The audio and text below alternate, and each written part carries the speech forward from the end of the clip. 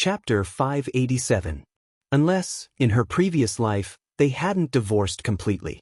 Seeing Jean Wan's bewitched look, Mr. Vince frowned. Have you ever seen what a divorce certificate looks like? Jean Wan put her hand on her lap and didn't speak. She just looked up at him. Aren't there many kinds of divorces in China? With the power of the Mo family and Mo Jingshan's ability, as long as I sign my name, I can get it done, can't I? Mr. Vince gave a rare sneer. Naive. Jean Wan didn't speak. In the afternoon, she sat with Mr. Vince in the hospital for a while and talked about other things. At sunset, when the doctor came into the ward to take him for a stomach examination, Jean Wan got up and left. On the way back to the hotel, she took out her mobile phone and looked up various questions on the internet about whether a person must be present in the divorce proceedings. The answers she found were all the same. Both parties must be present at the same time. This was a legal condition for divorce proceedings. The taxi stopped in front of the hotel. The driver looked back at her, only to see that she looked puzzled after looking at her cell phone. Then she closed her eyes and leaned against the seat as if she was about to fall asleep. The driver stopped the car and woke her up. Miss, we've arrived. Are you not feeling well? Do you need me to take you to the hospital? Jean Wan immediately opened her eyes, which were not sleepy at all. No. With that, she paid the taxi fare and got out of the car. Before returning to her room, she picked up her cell phone and wanted to call Mo Jingshan to ask him about it. However, when she thought of a certain possibility and recalled how heartless she had been to him that day, she felt it was unnecessary to call him now. Forget it. She'd better finish the business in Jing City as soon as possible and go back to Hai City as soon as possible. The next morning, when Jean Wan woke up and turned on her cell phone, she was suddenly bombarded by several messages. Xia Tian, what happened to you? Picture. Jean Wan zoomed in on the picture Xia Tian sent and saw that it was a gossip section of a financial newspaper. There was a color photo on it. The scene in the photo was Mr. Vince's ward in the hospital yesterday. Jean Wan was feeding Mr. Vince, and both of them had smiles on their faces. They seemed to be very close. From the angle of the photo, one could tell that it was taken by a medical staff or a passerby through the small square window on the door of the ward. They didn't expect that people in the business circle like them would be recognized by passersby and even spread the photo as gossip. The business world wasn't as complicated as the entertainment world, but some famous bosses or top-notch professionals were often interviewed by the media. Gradually, people would recognize them. What's more, the real estate industry had gained a lot of attention in the country. Therefore, many people had seen the names and photos of some of the people in charge of large domestic real estate groups like BGY. The caption on the photo was, "The reason why Forbes #1 young female entrepreneur returned to China was because she fell in love with BGY Group's general manager." After seeing this report, Jean Wan didn't reply to Xia Tian's message. Instead, she made a phone call and asked someone to inform the media to quickly withdraw this messy news. MN Group might not be powerful enough to turn the clouds and rain over their hands, but she still had the ability to suppress this kind of gossip in the small financial news media. Furthermore, financial newspapers didn't have as much attention as entertainment newspapers. She had to withdraw the news and the photo before it was spread out. After dealing with the media, persuading, pressuring, and several other methods were used, the other party finally obediently withdrew the report that was originally going to be posted online. They also planned to publicly apologize for the false report and the act of fabricating a story based on the photos submitted by passersby in the newspaper tomorrow. It was already afternoon. Jean Wan had several social engagements to attend today. She was going to have dinner with several partners in Beijing, so it was inevitable that she would drink some wine. She had booked a car in advance to pick her up at the club when it was time. After arriving at the entertainment club, Jean Wan shook hands and chatted with the bosses of several business partners. Because they were all old friends who had worked with her for a long time, Jean Wan didn't feel particularly restrained tonight. She didn't restrain herself when eating and drinking. Of course, she knew her alcohol tolerance, so she didn't drink too much. During this time, there were many people who asked her about the news with Mr. Vince today. Jean Wan smiled and said she was just going to visit an old friend. However, she didn't expect that a passerby would take a photo of her outside the ward and spread it. She explained that she had been single all these years and that if she really had a boyfriend one day, she would make it clear. Seeing that her words were very clear, and that there were not so many messy rumors in this circle, they laughed it off and continued to talk about business as usual. In the second half of the show, it was already 10 o'clock at night. It was raining heavily outside the club, so the bosses suggested waiting for the rain to stop. They arranged a large room in the club to play cards, sing, and drink a few cups of wine. Jinwan was slightly tipsy. She was in a good mood because she had just talked about a very good project, so she went to join in the fun. After 3 rounds of drinking in the private room, the bosses were playing cards. Jinwan drank a little too much tonight. Holding a can of beer that had just been opened, she walked to a corner of the luxury private room on the top floor of the club and looked at the semi-curved French windows. It was raining heavily outside. She held the beer in one hand and pressed the other against the window. Through the thick glass, she looked down at the lights of Beijing. But she was not in the mood to appreciate the rain in the waning lights. Her mind kept echoing with Mr. Vince's words about whether she was really divorced. The more she thought about it, the more she drank and the more sober she became. It was almost 12 o'clock at night, but the rain did not stop and was even getting heavier. The car Jinwan had booked had been parked outside for a long time. The driver called her several times, but she did not answer. The private room was too noisy, and Jinwan did not hear it at all. Because she drank too much, she forgot that the driver would come to pick her up. When Jinwan finally remembered it, it was already 12:30 at night. She picked up her cell phone and called the driver, staggering out as she spoke. She had just arrived at the elevator door and was about to step in when she saw Mo Jingshan suddenly appear in the elevator. She paused in her footsteps. Chapter 588. The moment she met the man's gaze in the elevator, Jinwan's legs froze. Was she hallucinating because she drank too much? Why did Mo Jingshan come here at this time? However, before she could say anything, the man walked out expressionlessly and glanced at the room behind her, which reeked of alcohol and was still filled with people singing in karaoke. Jinwan tried to straighten herself up, but the man only approached her. She subconsciously tried to move aside, but the moment she moved, she swayed.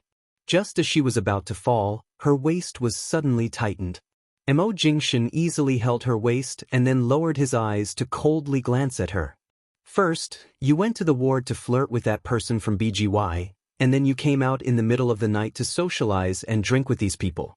You even got yourself drunk. Is this how you use the reason you don't love me to declare war on me? Jinwan's mind was in a mess. She couldn't understand what he was saying at all. She instinctively raised her hand to push him away, but the moment her hand touched the man's shoulder, her whole body fell uncontrollably into his arms. The moment her head bumped against his chest, she frowned and struggled to move back, but the man held her in his arms and showed no signs of letting her go. Mo Jingshan, let go of me. I'm not drunk. Jinwan heard the elevator door open and close. She staggered as she was held by the man into the elevator. Finally, she was brought in. She raised her hand and pushed and hammered him twice, but she couldn't push him away, so she gave up struggling and just leaned in his arms, motionless. However, the more she breathed in the familiar scent of the man, the more drunk she seemed to be. She tried to shake her head to clear her head, but before she could move her head, the hand that was on her shoulder pressed her down heavily, and her entire body was pressed into his embrace. You. Jinwan's face was pressed against his chest. For a moment, she could barely breathe. She forced her head away, but her mouth was moaning. I'm really not drunk. I can still recognize you as Mo Jingshan. Really? The man didn't speak again until she was taken out of the club. There was a car parked in front of the door. Jinwan looked outside and suddenly smiled, mumbling, It's raining. It's raining so heavily. Good? Before she finished speaking, the man pressed her head into the car. Jinwan was pressed into the car. She was so drunk that it was impossible for her to sit in the passenger seat. Now she was almost lying on the back seat. She tried to get up, but after a long time, she could only lie there weakly. Then she frowned and held her stomach. This posture made the liquor in her stomach shake back and forth, and she felt a little nauseous. "Do you want to throw up?" Seeing her holding her stomach, the man asked before closing the car door. Jean-Wan didn't respond and still lay on the back seat. She wanted to move, but she didn't have the strength. As soon as she moved, she felt dizzy and her stomach churned. Seeing that she didn't speak, Mo Jingshan closed the car door. The car drove fast. The driver and the car that Jean-Wan had arranged to pick her up were left outside the club. She couldn't remember anything at all. The hotel she was staying in was not very far from the club, but it was still 5 miles away from Shengtang Hotel. The car stopped at the door of her hotel. In the heavy rain, the car was washed by the rain and glowed coldly. The moment the door opened, Jean-Wan suddenly sat up with strength. When the man was about to take her out, she pushed him away hard, jumped out of the car, rushed into the rain, and vomited on the ground. She had endured until now and didn't vomit on the car, which was the last reason she had in her drunken appearance. Ugh, after vomiting for a long time, she only vomited a lot of alcohol. She didn't eat much in the evening, but she drank a lot, especially a lot of beer. Jean-Wan's alcohol tolerance was only limited to foreign wine or champagne, but she still couldn't handle domestic white wine and beer. Fortunately, the rain was so heavy that the alcohol she vomited was instantly washed into the roadside sewer and disappeared in the blink of an eye. After vomiting out a lot of alcohol in her stomach, Jean-Wan's legs softened and she almost knelt on the ground. At the moment when her knees almost touched the ground, her abdomen suddenly tightened, and the man took her into his arms in time. He looked down at her who was standing in the rain but still hadn't woken up and still had a dazed expression. The man's expression was cold as he lifted her up in his arms and helped her stand firmly. "Do you still want to throw up?" he asked. His tone was obviously angry, but he didn't take it too seriously because she was not sober enough. Jean-Wan looked at the man in front of her in a daze, shook her head, and then suddenly looked like she was going to vomit again.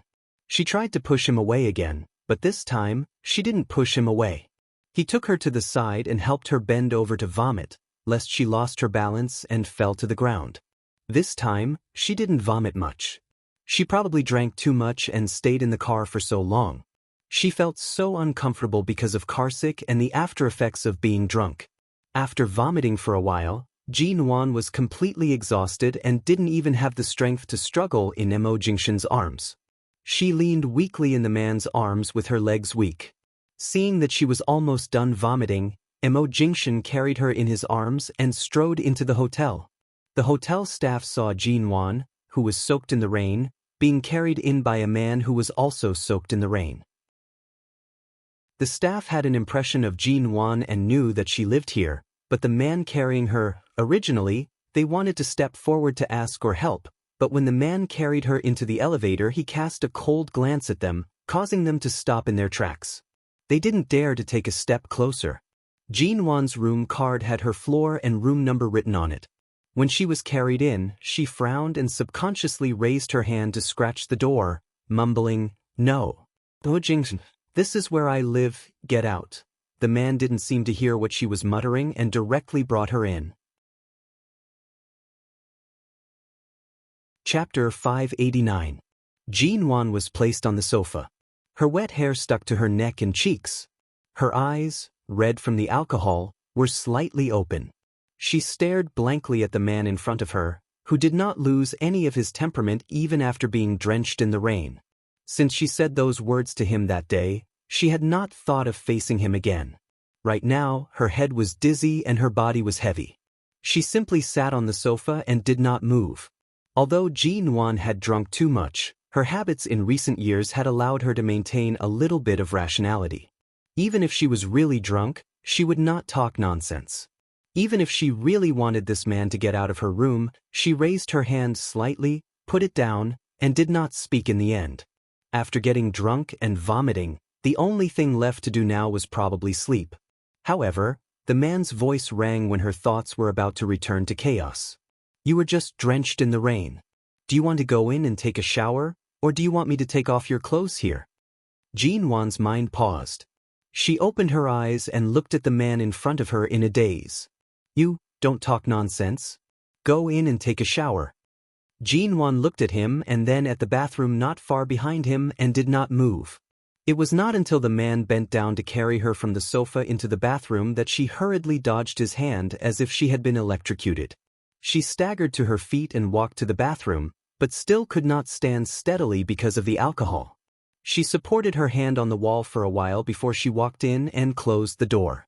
She was not in the mood to take a bath, so she just turned on the shower head to wash herself. Then she remembered that she had just vomited, so she grabbed the spare disposable toothpaste and toothbrush in the hotel bathroom. After brushing for a long time, she did not know if there was any taste of alcohol on her body or in her mouth. She lowered her head and sniffed but could not smell anything. She stood under the shower head in a daze. Her eyes were still a little dazed and she could not stay completely sober. But she still remembered that Mo Jingxian was outside, so she took a little longer to shower. Half an hour later, she put on a bathrobe, casually dried her hair, and went out. When she went out, her hair was still dripping, and the water droplets submerged in the bathrobe, making it a little cold. She showered after being drenched in the rain, but the man was not in a hurry to shower. His soaked suit jacket was thrown on the sofa in the room that could only accommodate 2 people. Due to the color of his black shirt and trousers, it was hard to see any changes after being drenched. Jinwan stood outside the bathroom door, but her footing was a little unstable. She turned around and leaned against the wall to support herself. She forced herself to stay sober as she said, "My work in Jing City is almost done. Tonight is my last social engagement." Perhaps thinking that I can return to High City tomorrow, I felt relieved and drank a little more, but I'm not too drunk. Hearing that she would return to High City tomorrow, the man did not move but his eyes fell on her. Because Jinwan had just showered and was drunk, her cheeks looked redder than usual, and her eyes were dazed. She was not as firm and indifferent as she had been that day when she stood in front of him and said that she no longer loved him. She stood against the wall and said indifferently, "My ticket back to High City has been booked.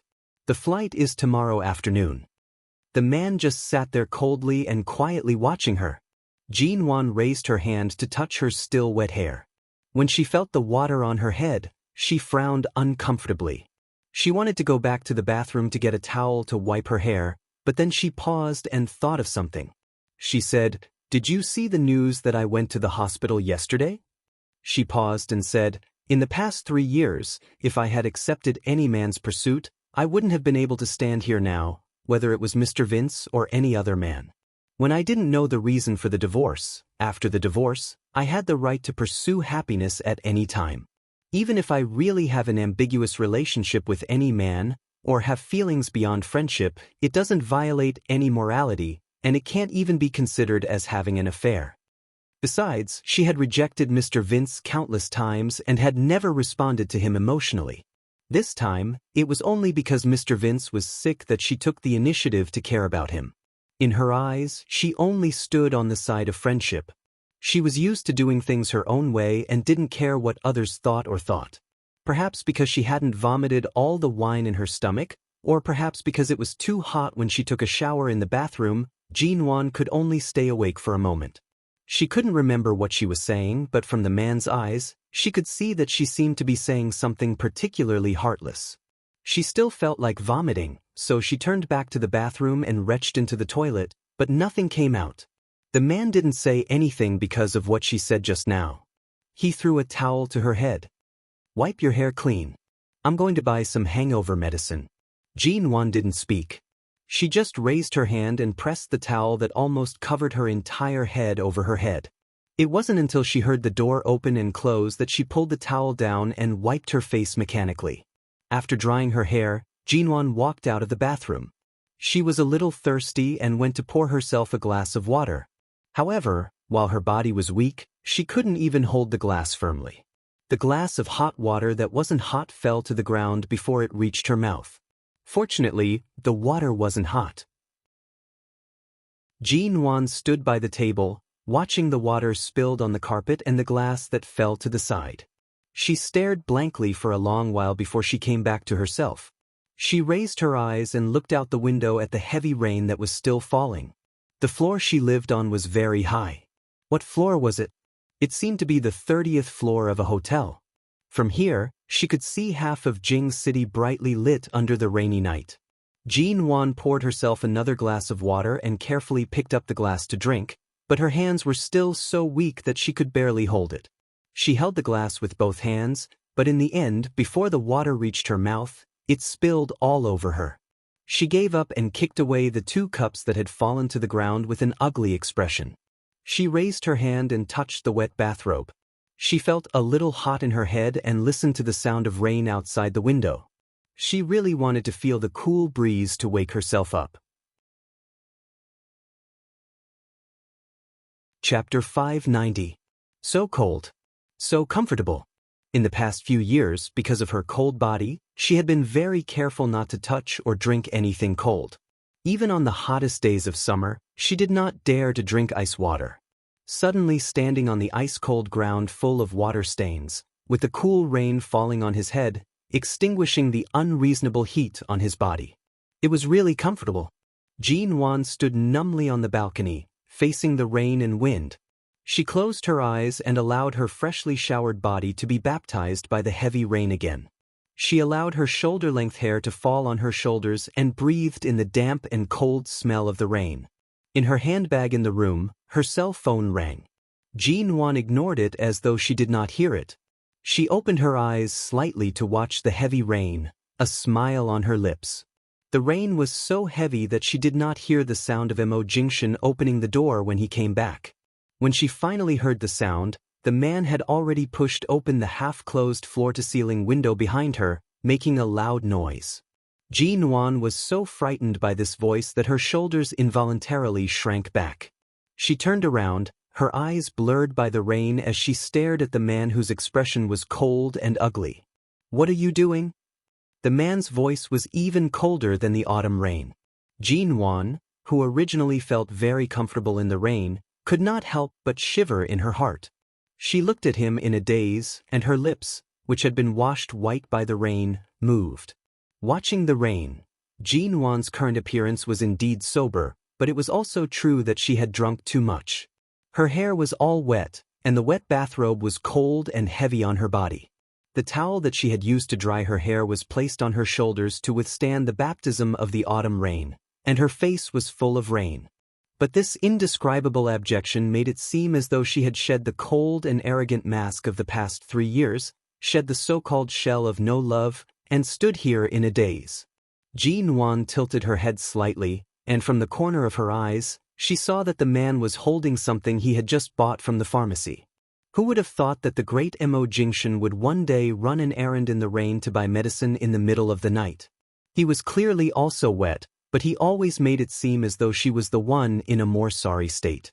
She could not help but smile again.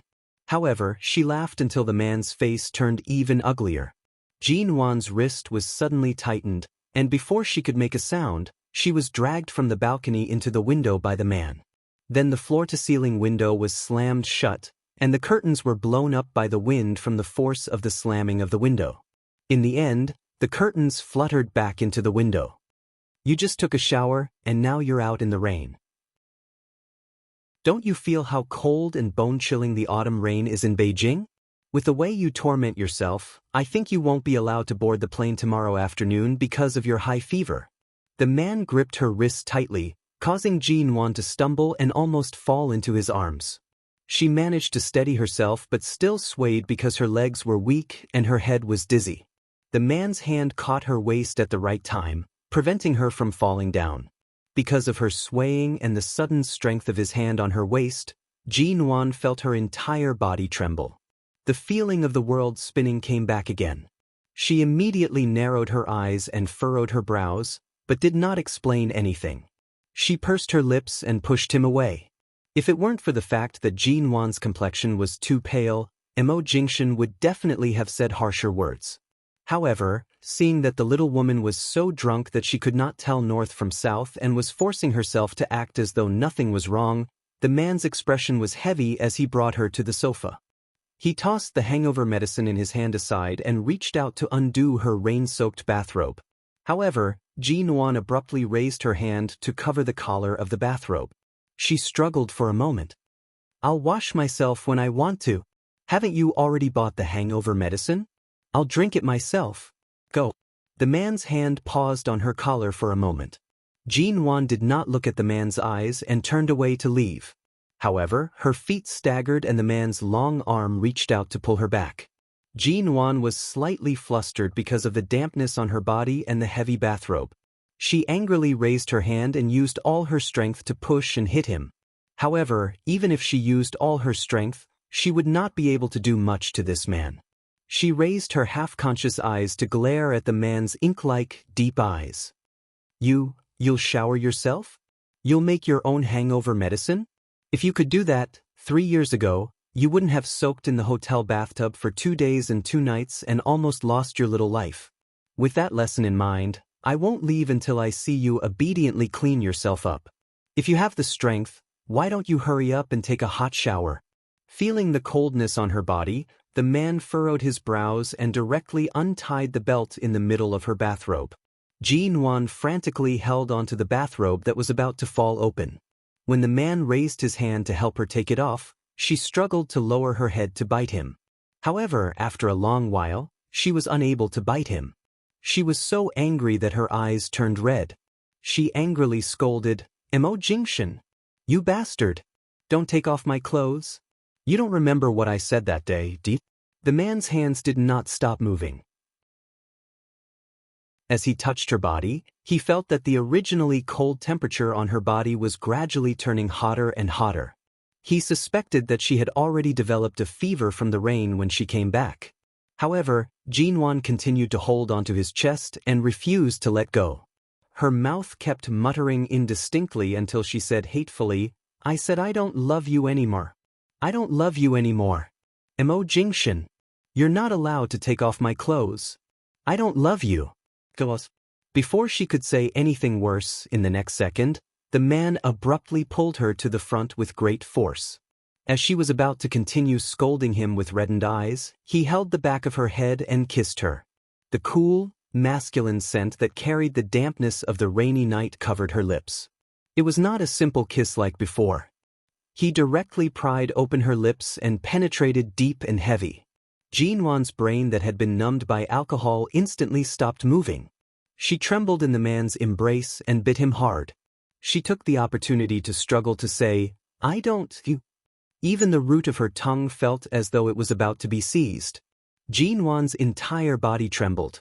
She raised her leg to kick him, but the bathrobe was too heavy. Her feet were only indoor shoes and did not have any offensive power.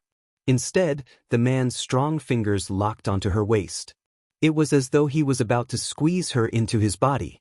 Just as Jin-Wan was about to bite him, he harshly took her lips and brought her back. She was heavily thrown onto the sofa. Chapter 591. He pressed her under his body, trapping her firmly like an invisible lock. Jin-Wan fell onto the sofa. Because she was lying under him, her eyes revealed some panic. Mo Jingshan was above her, ignoring all her struggles and kicks. He looked at her with his deep, ink-like eyes, and the flames of calmness were burning quietly. Under his gaze, Jin-Wan felt flustered. She quickly moved her eyes away, only to see the man's slender and well-defined fingers unbuttoning his shirt. His clothes had also been drenched by the rain, but they were still black. The collar gradually opened, and the man's Adam's apple rolled in front of her eyes. Jin-Wan's entire body tightened. "Say it again, you don't love me, En?" The man pressed her down with one hand and took off his clothes with the other. He didn't have the time to continue kissing her, but his voice and tone were so heavy that she could clearly feel that he was really provoked by her.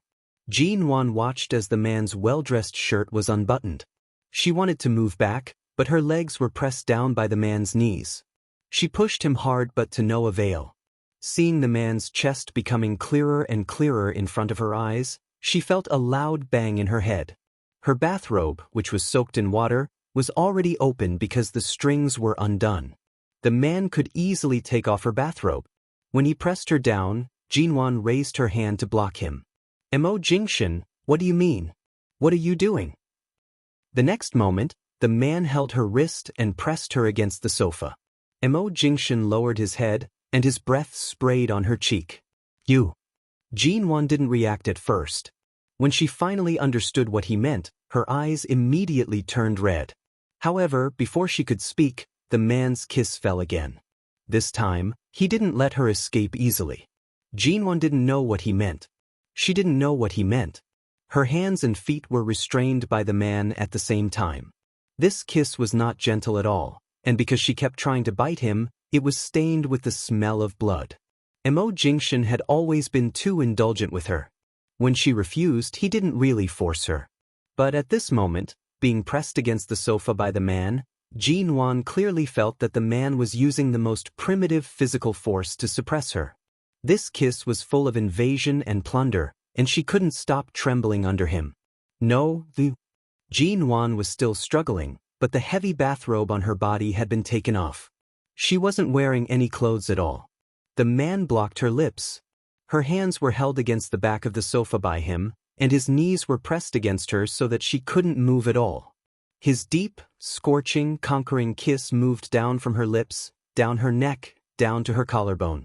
She had never seen him like this before, and he didn't. He didn't look as he usually did. The more she struggled and resisted, the more he wanted to suppress her. The more she struggled, the more he lost control. Whether it was his lips, hands, or the strength of his hands, he couldn't control them at all. They gradually became heavier, and the burning temperature of Jinwon's body made the blood of the man who was supposed to be sober gradually boil. He didn't have the slightest intention of letting her go. Jinwon was naked because the bathrobe had been thrown off the sofa by the man, but the man was still wearing everything except for his unbuttoned shirt. Her hands were held by the man, and her eyes were red with anger. She gritted her teeth and called out his name, Mo Jingshin. The man's kiss fell on her lips again, stopping her from cursing. At the same time, he slowly bit her lips that had been kissed red and swollen. Jinwon's whole body was limp and trembling, and even the hands between their bodies softened. Even her hair was messily spread on the sofa. It was a kind of embarrassing and helpless feeling. Mo Jingshin, I drank tonight, but I'm still sober. Don't take advantage of me. The man held her waist with one hand and supported himself by her side with the other. His dark and hot eyes stared at her unscrupulously. His thin lips moved slightly, and his voice was low, husky, and firm. It's not sober or not. You're the one who knocked yourself against my gun. I'm not taking advantage of you. Today, I'm going to take you. Jinwon stared at him in disbelief. Her breath caught in her throat because of his words. She hurriedly pushed him with all her might, but the man easily restrained her hands with one hand and pressed her into the sofa with even more force. Jinwon panicked. However, before she could finish her words, the man bent down to kiss her again, from her lips to her cheeks, to the sensitive area by her ear, and finally sucked on her earlobe. Under this action, Jinwon's legs were still pressed down. She wanted to move, wanted to struggle, wanted to hit him with something, but could not do as she wished. She even wanted to say that she did not love him, but every time she opened her mouth, the man would cover it. She could not even say a complete word. When Jinwon's hands were pulled down by him again, her expression faltered. Her whole body trembled uncontrollably under the man's deep, yearning gaze. You can't make it through tonight. Even a cold shower is useless. Be good in? The man's breath landed by her ear, and his voice was too low and husky. His words were telling her that no matter what, he would not give her any room to retreat tonight. However, it was clear that Jinwon did not have any room to escape. She suddenly regretted drinking so much. Right now, her whole body was weak, and she did not even have the chance to resist. After not doing it for more than 3 years, Jinwon's heart was slightly empty and lost. She remembered that 3 years ago, this man had pressed her against the door of that ward in Los Angeles, saying that he was going to stab her heart with knife after knife. She remembered that in her first year in London, she had tasted the taste of failure and stayed up all night, working like a machine every day. She remembered that Auntie Chen had said that after she signed the divorce papers, he had smashed up the entire Yew Garden. She raised her hand to scratch the man's face harshly, but the moment she raised her hand, he caught her wrist. The man's thin lips pressed against her ear, and his voice was heavy and husky as he said, "Right now, Any movement of yours will agitate me to the point of losing my mind. If you don't want to be hurt by me, be good and don't move. Jean Wan bit down harshly on her lips that had turned white. This man was actually threatening her. Chapter 592. The crisp sound of his belt unbuckling could be heard. Jean Wan abruptly raised her upper body to escape, but the man pressed her back onto the sofa. Even at this moment, she still refused to yield. However, under the man's control, under the control of a man who understood her too well, once she fell into his hands, there was no way for her to resist at all. Taking advantage of the moment he released her leg, Jean Wan raised her leg to kick him. However, before she could kick him, her ankle was abruptly caught by him. After being separated for more than 3 years, this woman's body felt as though it was her first time. Jean Wan's face paled from the pain. She abruptly turned around and harshly bit down on the man's arm. Mo Jingshan was not much better off. Earlier on, she was already showing signs of having a fever. Her body was already burning hot. The man could not help but raise his hand to hold her chin. He lowered his head to kiss her lips. However, Jean Wan continued to struggle violently. She did not cooperate at all. Her limbs were not under her control. She was completely under the control of the alcohol. She wanted to hit him, push him away, and did not want him to be satisfied. Why did he have the right to do whatever he wanted? Why did he think it was for her sake that he could hide everything and push her away so cruelly? In the end, he only casually said it was all for her. Why was he able to control everything so calmly? Usually, no matter how forceful Mo Jingshan was, at the very least, he had always considered her feelings and never forced her. Even before their divorce, he had never forced her. But now, what did this count as? He actually dared to force himself on her. This bastard. Scum. He had nothing to do with being a gentleman. He was a bastard. The battle was intense. In the past few years in England, Jean Wan had been wearing some skincare products to prevent her skin from turning red and swollen due to her acclimatization. 3 years of taking care of her skin had made her skin even more tender, delicate, and white, and even more sensitive. If he used a little more force, it was easy to leave marks on her body. Looking at the uneven marks on her body, it was as though Mo Jingshan was bewitched and could not stop. He patiently kissed every inch of her body. The night fell. If Jean Wan was said to be a hedgehog whose thorns had been forcefully plucked, then Mo Jingshan was transformed from a dignified CO boss into a bandit. She couldn't even remember if she had said a complete sentence last night. She only had a vague impression of a few sentences.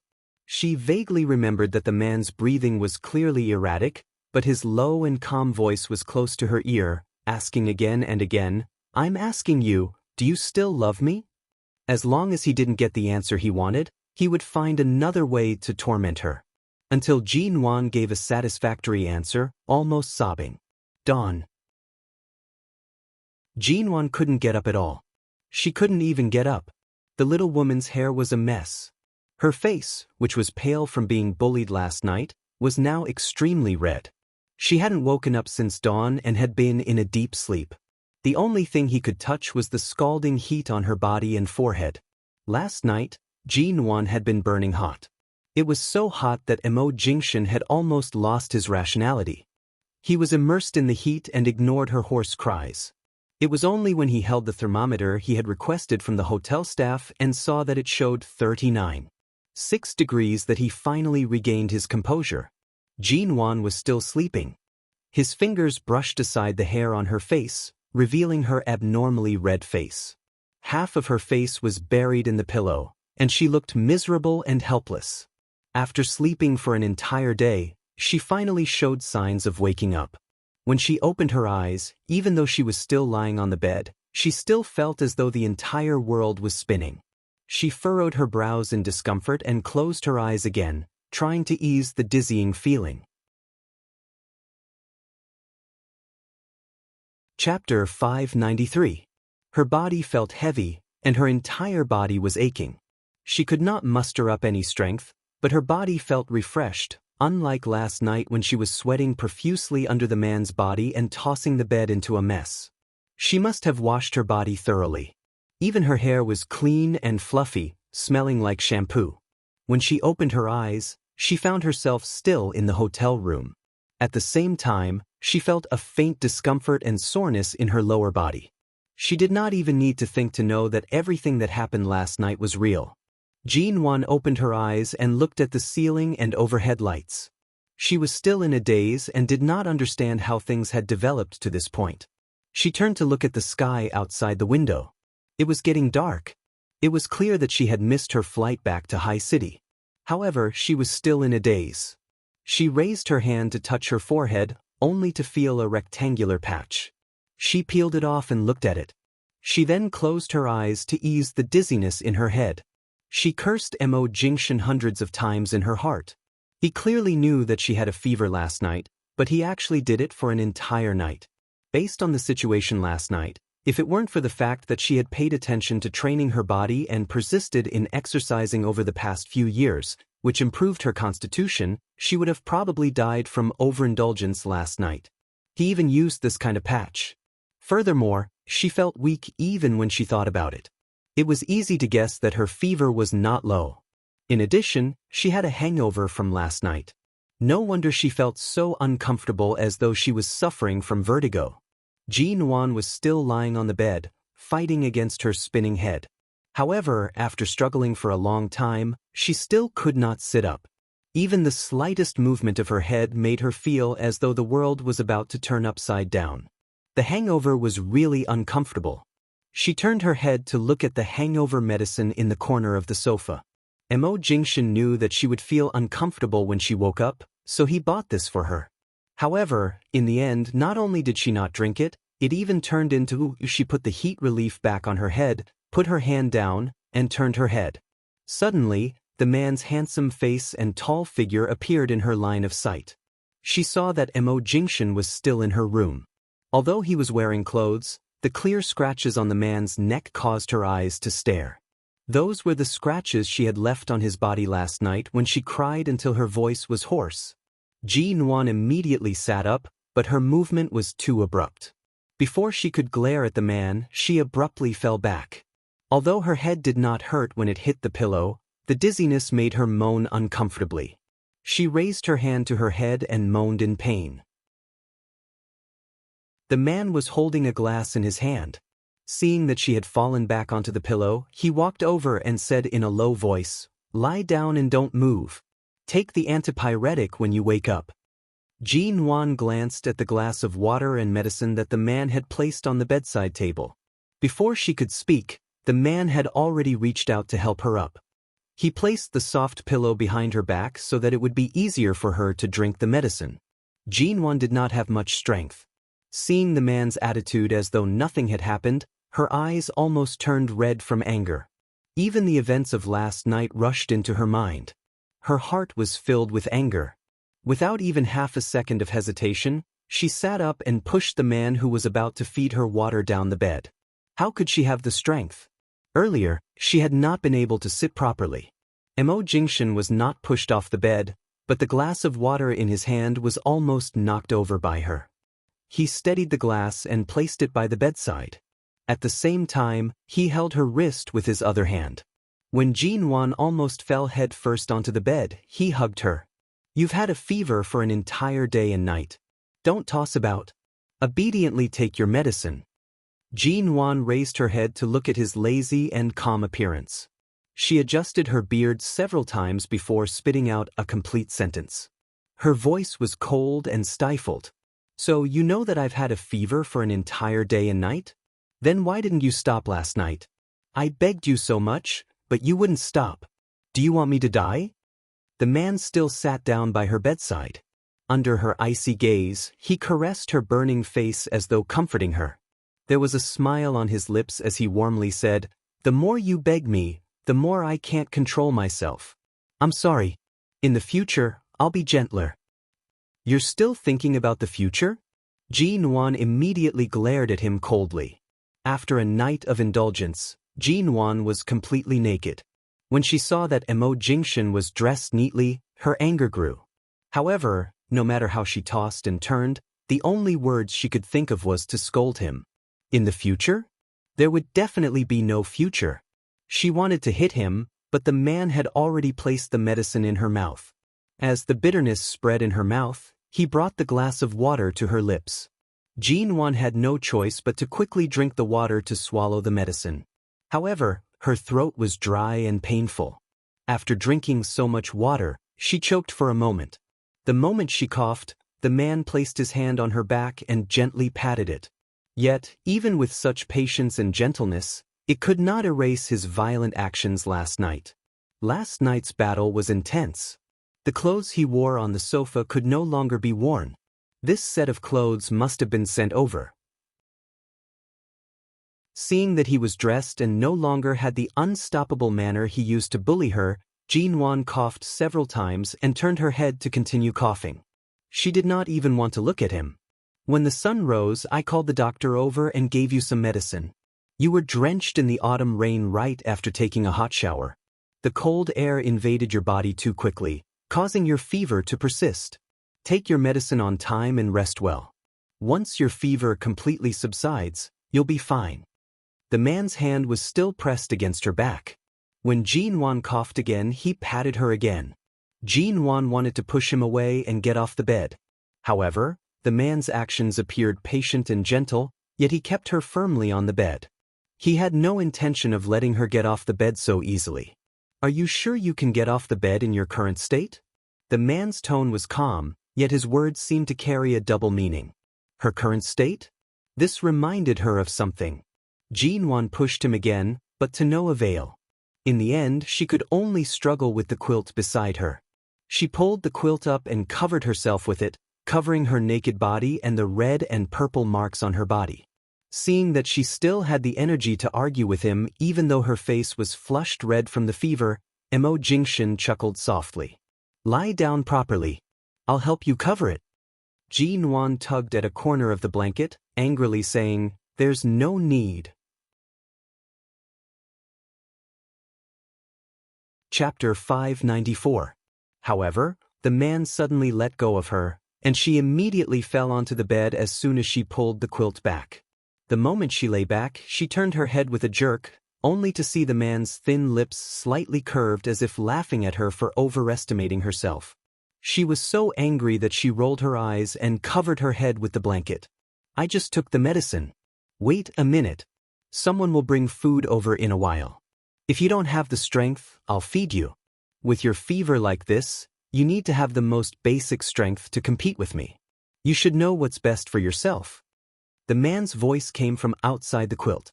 Jean-Wan didn't speak under the quilt, but she did have a serious fever. She didn't sweat even after being under the quilt for so long. If she did sweat, her fever would probably go down. After a while, when she felt the man sitting by the bed get up and leave, she slowly pulled the quilt back down. She stared at the darkened sky outside the window and confirmed that she had really slept the whole day. At this time, she really didn't have the strength or energy to think about anything. Since she had missed the flight back to High City, even if she wanted to go to the airport now, it was likely that she couldn't book a ticket for the same day. Besides, she really couldn't get up now. She had just been tortured last night. There was no need to make things difficult for herself now. She opened her eyes to look at the sky outside the window for a while, gradually closed her eyes, and accidentally fell asleep. Half an hour later, Mo Jingshin received the dinner delivered by the hotel staff outside. When he brought it in, he saw that the little woman was still sleeping on the bed, curled up into a ball under the quilt as if she was particularly insecure. She was curled up into a ball again. She didn't wear anything and instinctively wrapped herself tightly in the quilt. Before dawn, he carried her to take a shower. He originally wanted to help her put on clothes, but she was tired and confused. After putting him on the bed, she cried and struggled to stop him from touching her. In the end, she wrapped herself in the quilt and shrunk to the corner of the bed. Motionless, she closed her eyes and sobbed as she fell asleep. Seeing her pitiful appearance, he gave up and didn't insist on helping her put on clothes. Although he couldn't bear to wake her up now, she hadn't eaten anything all day. When she was unconscious during the day, he had tried his best to feed her the medicine. If she didn't eat anything now, the medicine would be enough to make her stomach feel uncomfortable, Not to mention that she had consumed so much energy last night under the condition of a fever. Eat before you sleep.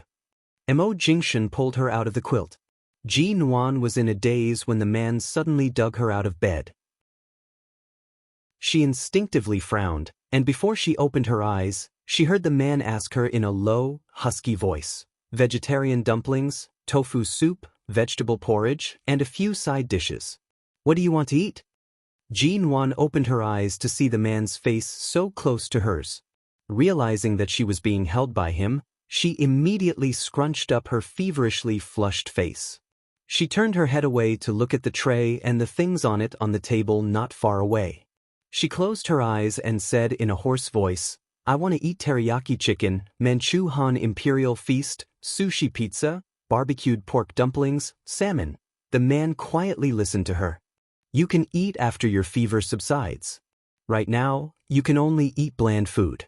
Hearing this, Ji Nuan lifted the quilt to cover her head. She said impatiently, "Then I won't eat." She then turned to lie down on the bed and leave the man's embrace. However, just as she was about to roll onto the bed, the man easily pulled her back and forced her to sit on the bed. "If you don't eat, do you plan to maintain this state when you wake up tomorrow morning? You can't even sit up?"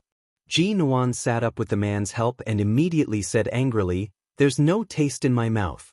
I don't want to eat such bland food." The man nodded. Just as Ji Nuan was about to lie back on the bed, he leaned down and kissed her hot lips. Ji Nuan suddenly shivered and pushed him with all her strength. However, she only managed to push the man's lips away by a finger's length.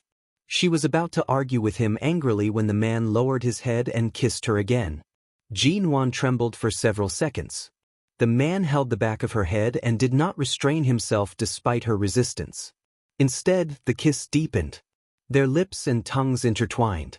Especially when she was sober and not drunk, she could easily recall the scenes from last night.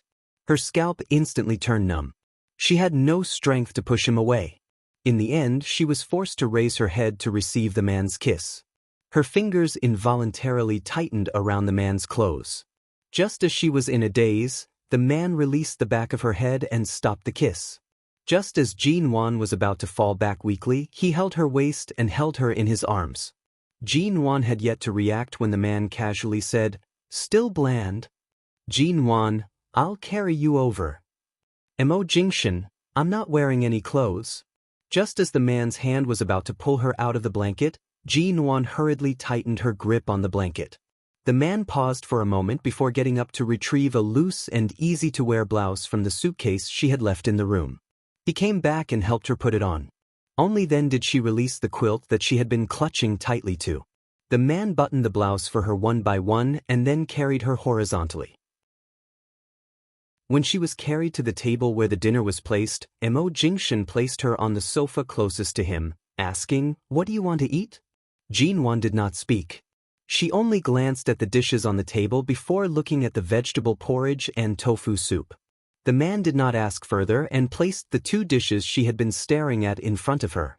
He originally wanted to hand her the cutlery, but when he saw her leaning against the sofa weakly as though she had no bones, he picked it up and scooped it up with a spoon, bringing it to her lips.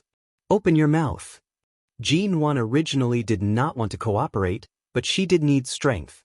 She could not continue wasting time like this. Furthermore, Mo Jingshan had ignored her cries and begging last night and had been beastly. Right now, even if he were to serve her while she ate, it would not be too much. Thus, Ji Nuan opened her mouth and swallowed the vegetable porridge with a hint of vengeance. Her gaze was still cold and hateful as she stared at the man in front of her. Yet, when this man was serving her while she ate, he sat by her side with his back straight, elegant, and stern.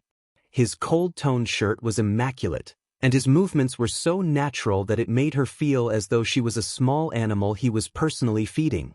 Small animal? Chapter 595. Mo Jingshan did not expose the little woman's vengeful and angry thoughts. When she received the bowl and obediently lowered her head to eat, his lips curved slightly. His tone did not change as he said, "Eat, it's not hot anymore." Ji Nuan did not speak, lowering her head to focus on eating. After eating, before she could speak, The man had already carried her back to the bed. This kind of carrying Jinwan's throat felt uncomfortable. She coughed and did not speak. She sat on the bed and remembered her phone. "Mo Jingshan, bring my bag over." Hearing the woman's commanding tone, the man only took a deep look at her. He took the bag and handed it to her without a word. Jinwan unzipped it and took out her phone. She saw that there was only 4% battery left. She was about to charge it when she unlocked the phone and saw several missed calls. Some of them were from the driver from last night. She had originally arranged for the driver to bring her back to the hotel, but in the end, she drank too much and was brought away by Mo Jingshan from the club. The driver had not been able to contact her. It was likely that after asking the others and learning that she had left, he left. She couldn't have caused him to wait outside for an entire night, right? As Jinwan pondered, she looked at the other missed calls. They were all from her colleagues.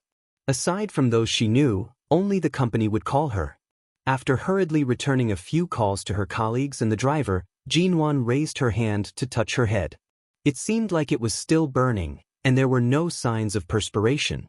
Finally, when she returned the call to Xiaoba's nagging voice could be heard from the phone. "Boss, why did you only receive news now? From this morning until now, you haven't replied to any of my calls or WeChat messages. You've really made me anxious. If I had known, I wouldn't have let you go to Jing City alone. I would have been more at ease if I followed you." Jinwan lowered her eyes and calmly replied, "What's wrong? Why are there so many urgent matters?" "Actually, it's not that urgent. It's just that Mr. Zand came over from London. It's been several months since our company moved back to the country, but Mr. Zand hasn't come over to take a look. This time, he came to discuss business and dropped by High City, but you weren't here." "He just dropped by High City to take a look, or did he specially come to find me?" "It should be along the way, but didn't you always say that Mr. Zand is your master? When we first went to London, he was the one who took you with him. I thought you'd feel sorry for missing out on his trip to Sea City.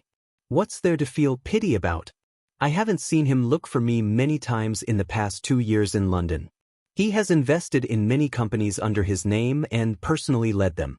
He is my teacher, but his students are all over the world. What's more, when I wanted to look for him, he was wandering around in other countries and had no time to deal with me. Now, he probably has some business to discuss in Sea City, so he came to see me. If he can't see me, then so be it. I don't think he will stay for long." "You were right.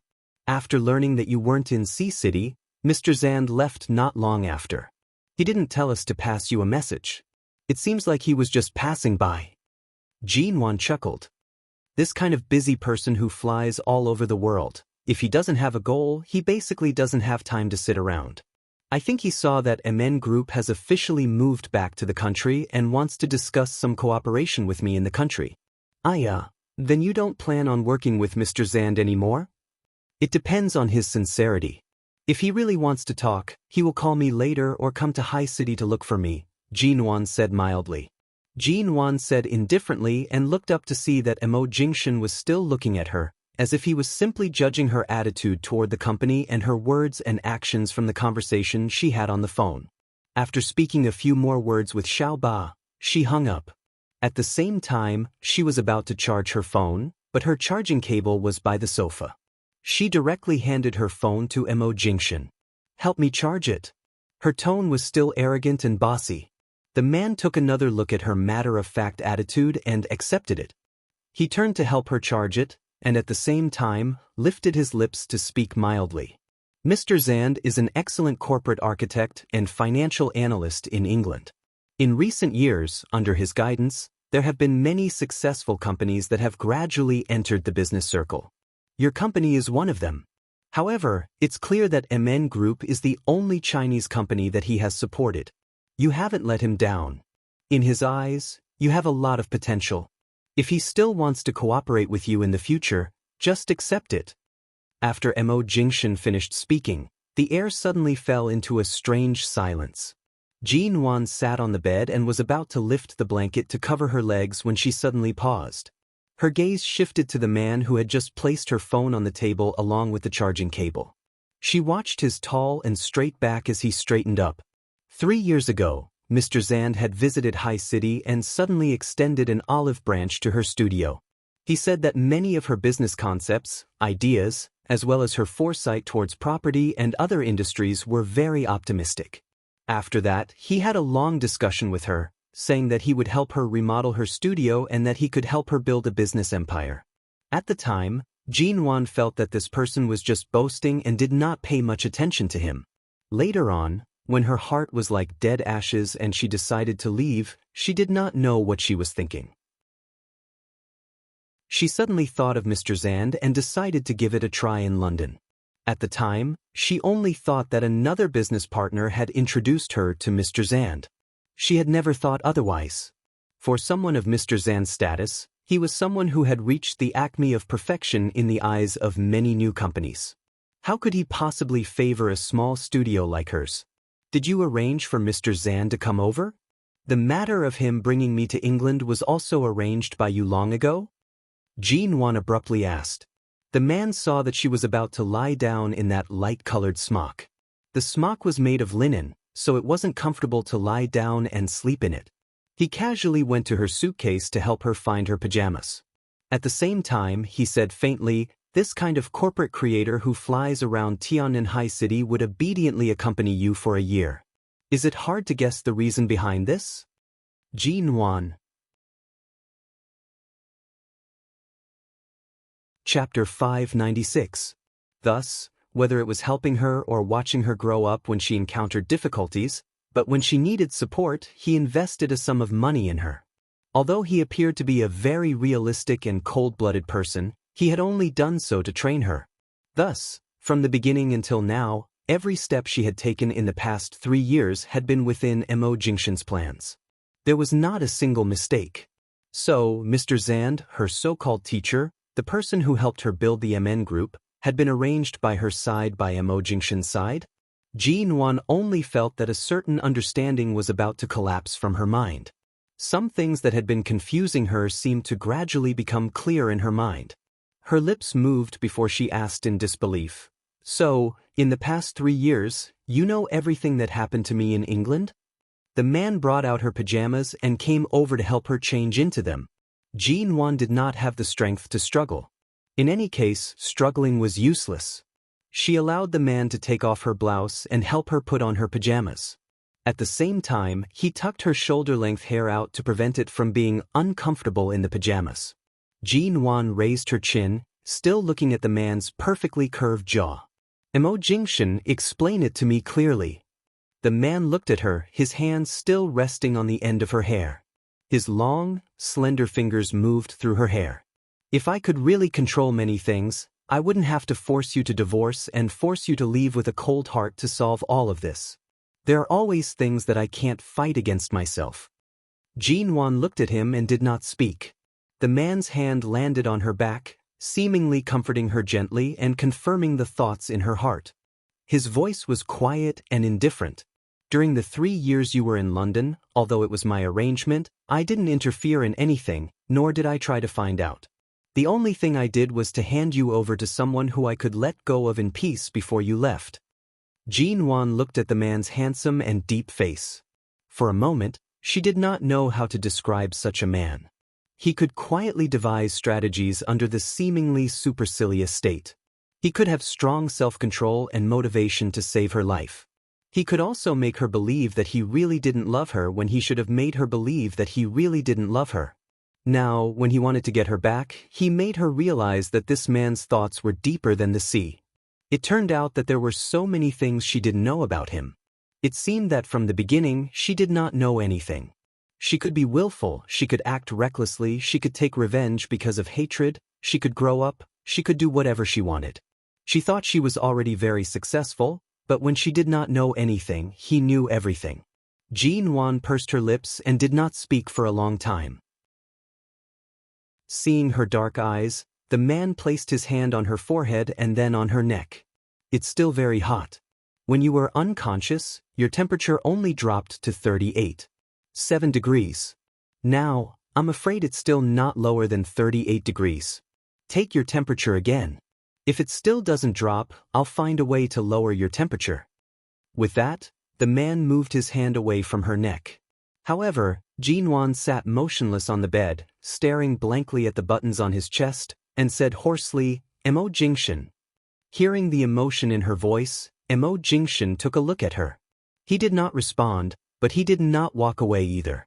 Jinwan slowly raised her eyes. Her eyes were red, and tears were rolling in them. After a long time she said, "You're too scary." The man narrowed his eyes at her complicated emotions. Before he spoke, Jinwan suddenly grabbed the pillow on the bed and slammed it against him. She did not scold him anymore but bit her lip hard and slammed the pillow against his face, chest, and shoulders. If she really wanted to hit him, she wouldn't have used the pillow, but she used it. Obviously, she needed to vent her anger, but she didn't want to hit him too hard.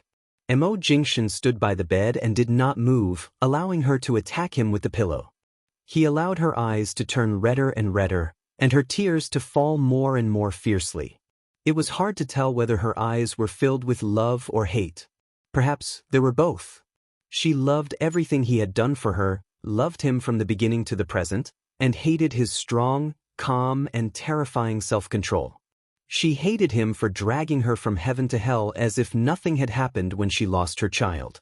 People were most afraid of love and hate, but she had experienced it. People were most afraid of living for too long only to fall for the same person, but she had experienced it too. She was tired from hitting him, but she still forcefully threw the pillow at him. The sturdy white pillow in the hotel was almost deformed by her hands. She didn't know whether she used more strength to hit him or to pinch the pillow. She only knew that she had nowhere to express her feelings. If she didn't vent them, she would really explode. Jinwan. Seeing that she was tired, Mo Jingshan lowered his eyes to look at the woman's red eyes and messy hair, calling her name in a low voice. Jinwan didn't seem to hear him, but she seemed to hear him, because she suddenly increased her strength and slammed the pillow against his face. The man abruptly tugged the pillow that she had been clenching tightly against and reached out to pull her into his arms. Jinwan's hands were empty, and without warning, she hit his chin, but she didn't even stop. She struggled with all her might in his arms, punching and kicking. Her hands kept hitting his neck, his shoulders, his chin, and even his face. Although her manicured nails didn't scratch his face, they still left several red marks on the side of the man's face. Her tears soaked the front of his shirt, and Mo Jingshan asked her to calm down several times, but she didn't seem to hear him and continued to slap him. The man abruptly lowered his head and kissed her tear-stained and salty lips. He pressed her harshly against the bed, suppressing her body that had been moving non-stop. He locked her in place with absolute strength until she gradually fell limp under him. She stopped moving but stared at him with reddened eyes filled with resentment. The man finally sighed softly against her lips and kissed her cheeks, eyes, kissing away the salty wetness on her face. "All right, I only ate a few mouthfuls. If you keep tormenting me like this, it'll be digested in no time. If you're sick, you have to act like you're sick. After the fever goes down, I'll stand still and let you hit me, eh?" The man's hand caressed her face, pushing aside the hair stuck to it.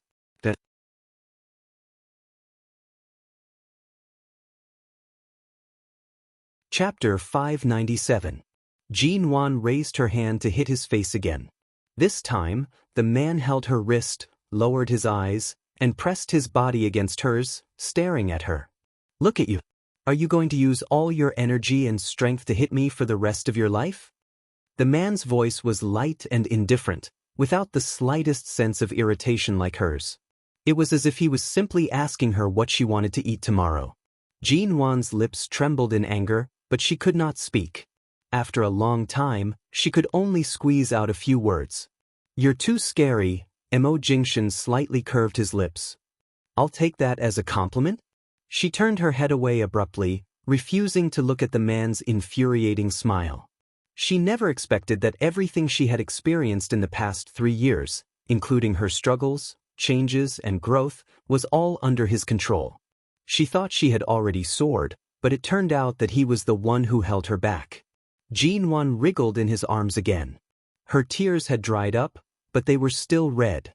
Her fever had not subsided, and her cheeks were also red. She looked as if she was about to be cooked. The man gently touched her hair and rubbed it comfortingly. "All right, don't make trouble. I think you've used up most of your strength." He had guessed correctly.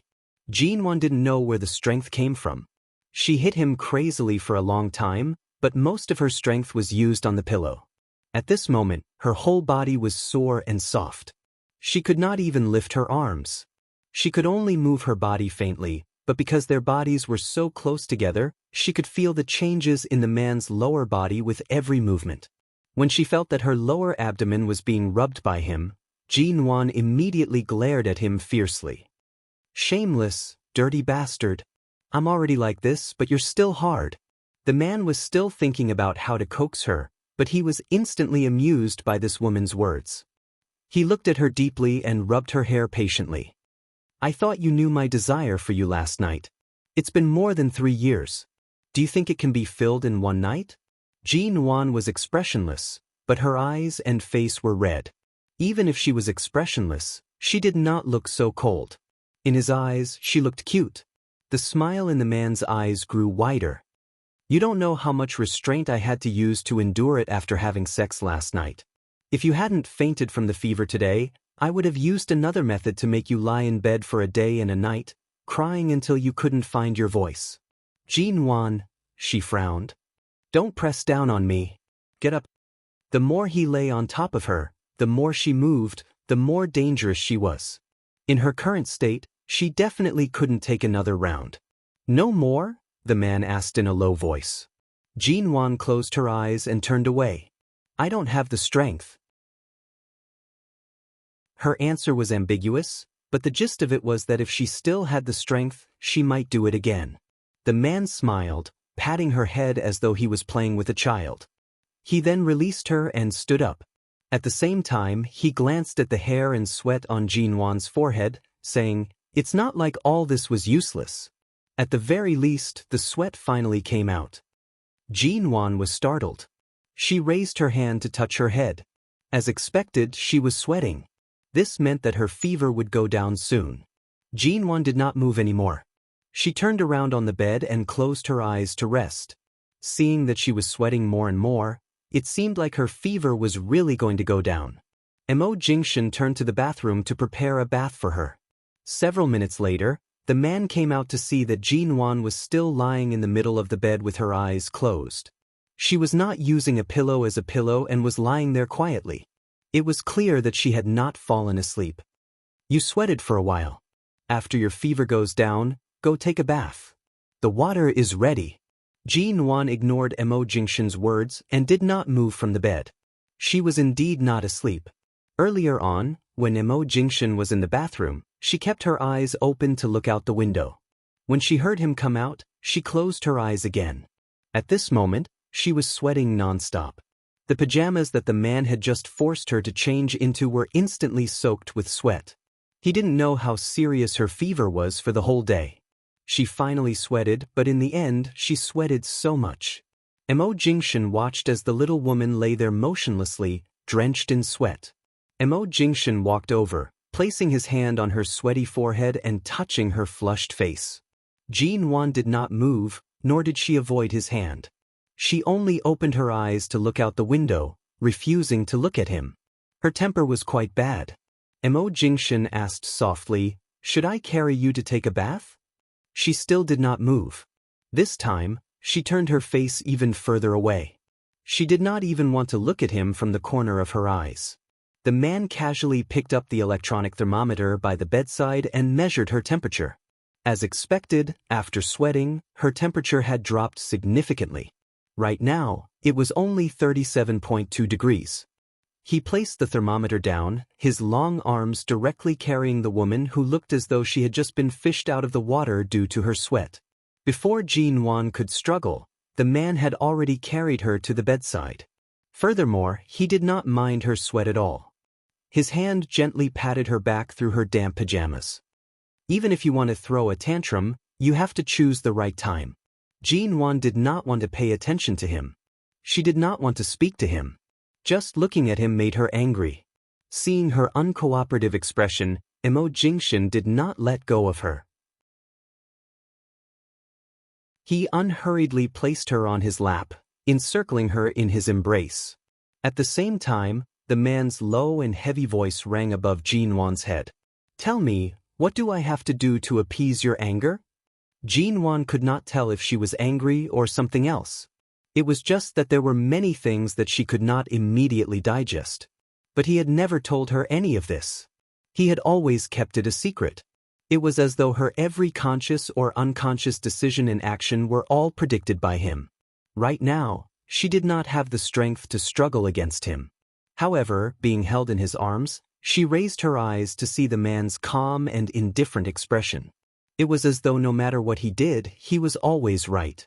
It was as though everything was within his expectations, including her every emotion. Right now, she was like an insensible little woman throwing a tantrum. Her hair stood on end in his arms.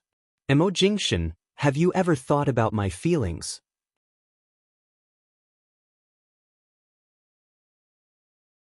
Chapter 598. Right now, Jinwan's attitude toward him was exactly the same as that day when she coldly said she no longer loved him. It was as though he was dispensable and she did not care about anything. She had her own temper, but it was not big. She only harbored some thoughts of revenge and always wanted to stab a knife into his heart. However, it was rare to see her so angry when she threw the pillow at him. "I don't need you to accommodate me. Move your hand away."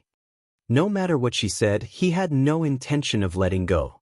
Jinwan wanted to twist out of his arms, but she remembered that the man couldn't take any teasing right now.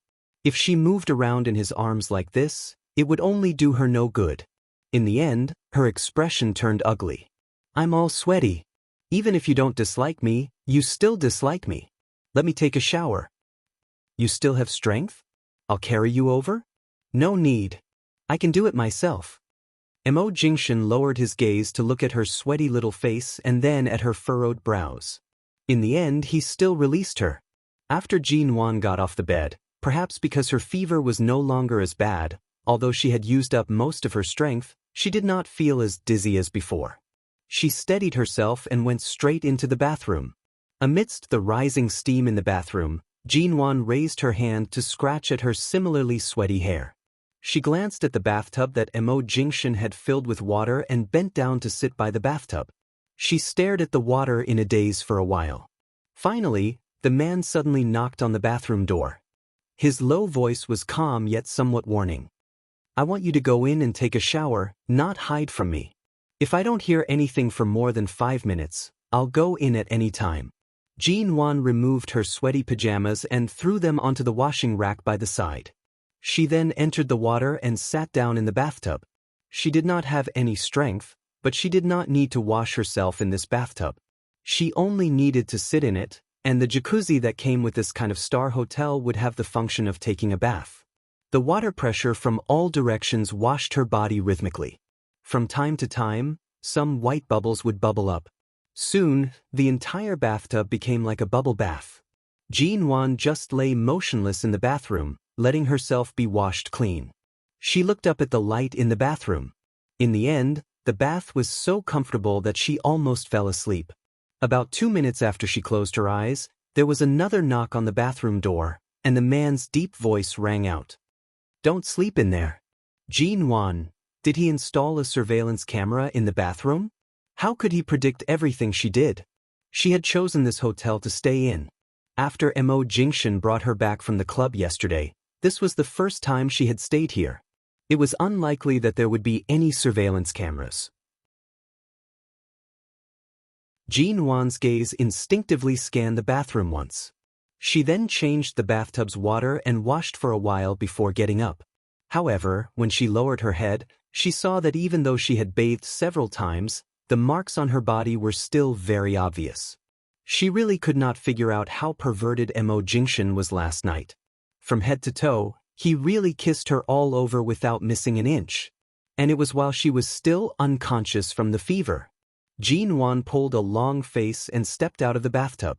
With one foot in the bathroom slippers, she took a step forward with the other and reached out for the towel on the silver metal rack.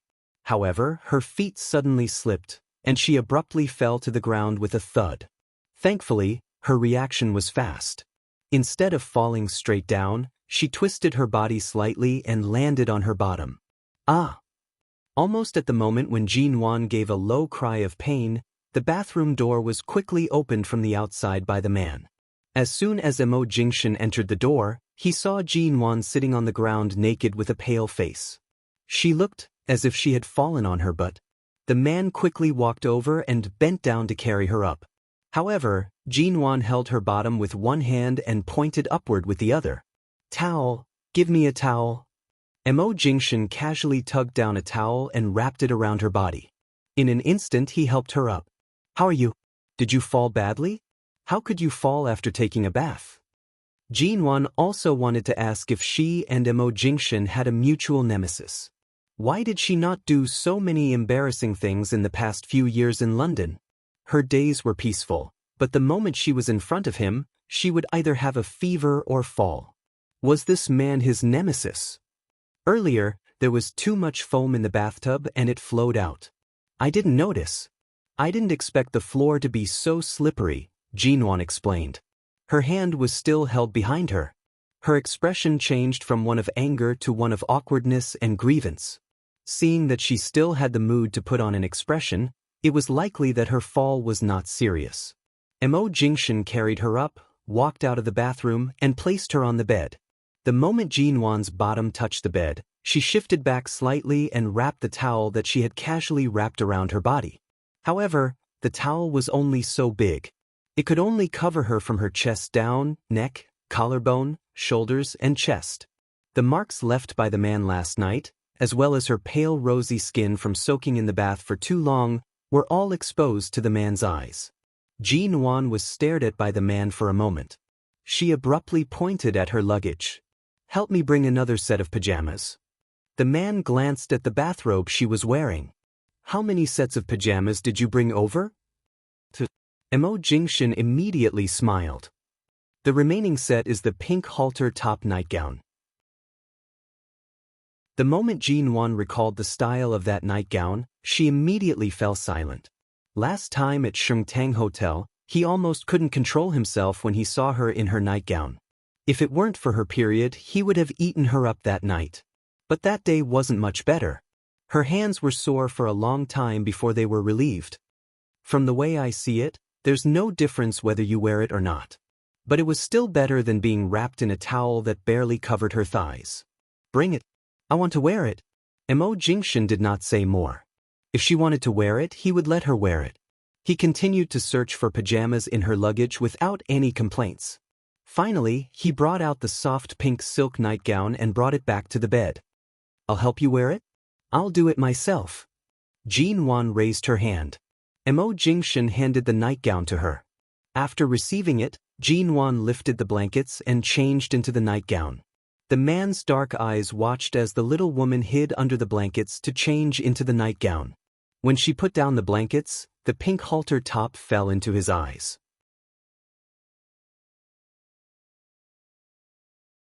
Chapter 599. Indeed, she might as well just lie on the bed with the blankets covering her. She was dressed like this and even exposed all the evidence he had left on her body last night. It was a complete challenge to the little bit of self-control he had left because of her illness. He handed the thermometer to her and turned to leave, saying, "Check the temperature again. If you don't have a fever, you don't need to take the medicine." Jinwan took it, measured it herself, and said, 37 degrees. The man grunted and didn't speak. He didn't even look at her again. At this moment, his cell phone rang. Jinwan took the opportunity when the man went to the window to answer the call to get out of bed. She picked up her cell phone that had been charged for a while and walked to the bed with it. She heard the man's indifferent tone when he answered the call. It seemed to be a call from a company in America. Judging from his indifferent tone, it was mostly related to Los Angeles. Only then did Jinwan remember that MN Group had moved back to China and only needed to go to London to deal with some matters, but Shine Group's headquarters was still in America. After all, High City was only a branch. Mo Jingshan would be back for a long time this time, but he would eventually return to Los Angeles, wouldn't he? Last time, he had casually mentioned it to Mr. Vince. Shine Group was a company with a deep foundation in America for decades. It couldn't be moved as easily as MN Group. That was where Shine Group's foundation was. After all, he couldn't stay in High City for too long. It was already dark. Jinwan leaned against the bed but couldn't fall asleep. There was only one big bed in her room, and Mo Jingshan didn't seem to have any intention of leaving. He slept on this bed last night. Could it be that he planned to sleep here again tonight? Jinwan looked at her cell phone and glanced at the bathroom from time to time. Hearing the sound of water, she knew the man was taking a shower. When the bathroom door opened, she withdrew her gaze and continued to look at her cell phone. There was no need for her to ask. Not long after the shower, the man went straight to the bed. It was as if they were really a married couple who had never divorced. The moment Jinwan sank down on the bed, she glanced at the time and suddenly pursed her lips. "I'm hungry." The man didn't stop lifting the quilt. After moving closer to her, he glanced sideways at the little woman's expression, which was obviously looking for trouble. He didn't expose her. "What do you want to eat?" Jinwan had only eaten some porridge, which was digested quickly. It was already past 10 o'clock at night, almost 11 o'clock. It was not an exaggeration to say that she was hungry. "Noodles, please." Jinwan lowered her eyes and continued to look at her phone, not looking at him. "Since I can only eat bland food now, I can only eat noodles." The man took the phone. "I'll get someone to go to a nearby noodle shop to pack a bowl for you. I don't want to eat food cooked outside." "Then where do you eat? From the hotel?" "I want to eat your cooking." The man did not speak. Jinwan paused and turned to see that he was looking down at her. She quickly looked away and continued to watch the movie on her phone. She said faintly, "Can't I?" "Forget it then. If this is Xingtang Hotel, I can ask them to vacate a kitchen for me at any time, and I can cook noodles. Right now, you chose this hotel yourself. I'm not sure if their kitchen can be vacated right now." Mo Jingshan did not seem to have any intention of rejecting her. His tone was patient and gentle. Even if she was purposely making things difficult or sending him away, he did not have any objections. "Oh, then I won't eat." Jinwan's tone remained mild, her eyes never leaving the phone. "In any case, I was just casually saying it. It's already so late. It's indeed not good to make such a fuss." The phone was currently playing a new movie by a famous director. The opening scene was a fight scene. After watching for a while, Jinwan felt that it was a little messy and switched to another movie. The man's voice rang by her side again. "Do you really want to eat my cooking?" She did not even raise her eyelids. I don't have much of an appetite. The takeout noodles are too oily. No matter how good the taste is, I'm not used to it." The man did not speak anymore, but Jinwan could feel that the man had directly lifted the covers and gotten off the bed. She watched as the bed returned to being the only one there. Her gaze finally shifted toward the man's back. She saw that he was going to change his clothes. Was he really going to cook noodles for her? In fact, she was just looking for a reason to not want him to sleep on her bed. But she was indeed a little hungry. It was impossible for Mo Jingshan not to see that she was purposely making things difficult for him and sending him away. However, as she watched the man change into his shirt and trousers, Jinwan quickly withdrew her gaze and lowered her head to watch the movie on her phone. Her heart, however, was suspicious. This hotel was not as big as Xingtang Hotel, nor was it a hotel invested by Shine Group. It shouldn't be that easy to make them vacate the kitchen for him. However, the man did not take long to leave. The silence in the room formed a sharp contrast with the sound of the movie on her phone. Jinwan suddenly felt like a childish child. Her way of venting was also very childish, but she could not control herself. She guessed that Mo Jingshan wouldn't be back for a while. She put down her phone, got out of bed, and searched for some skin cream in her suitcase. She then carefully applied the cream to the skin exposed by her nightgown and rubbed the ambiguous red and purple marks a few more times. She hoped that these marks could be removed as soon as possible. Otherwise, she couldn't wear long sleeves, long pants, and high-collared clothes at the beginning of autumn. Besides, High City wasn't as hot as Jing City, and it was still a little hot. It was impossible for her to not see anyone when she went back home. After rubbing for a long time until her skin turned red, She frowned and got up to go back to bed. Now her skin was really hard to leave marks with the slightest force. No wonder the man had been ravaging her body like a demon last night. Jin-Wan went back to bed with a dark face, lifted the quilt, and lay down. She didn't care whether Mo Jingshan went out to buy or cook noodles for her.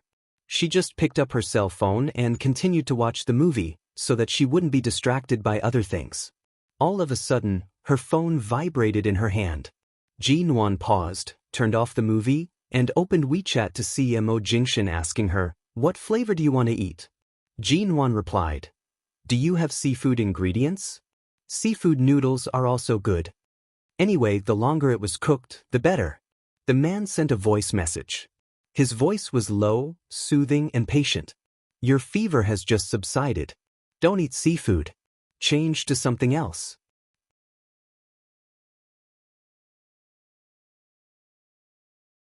Chapter 600.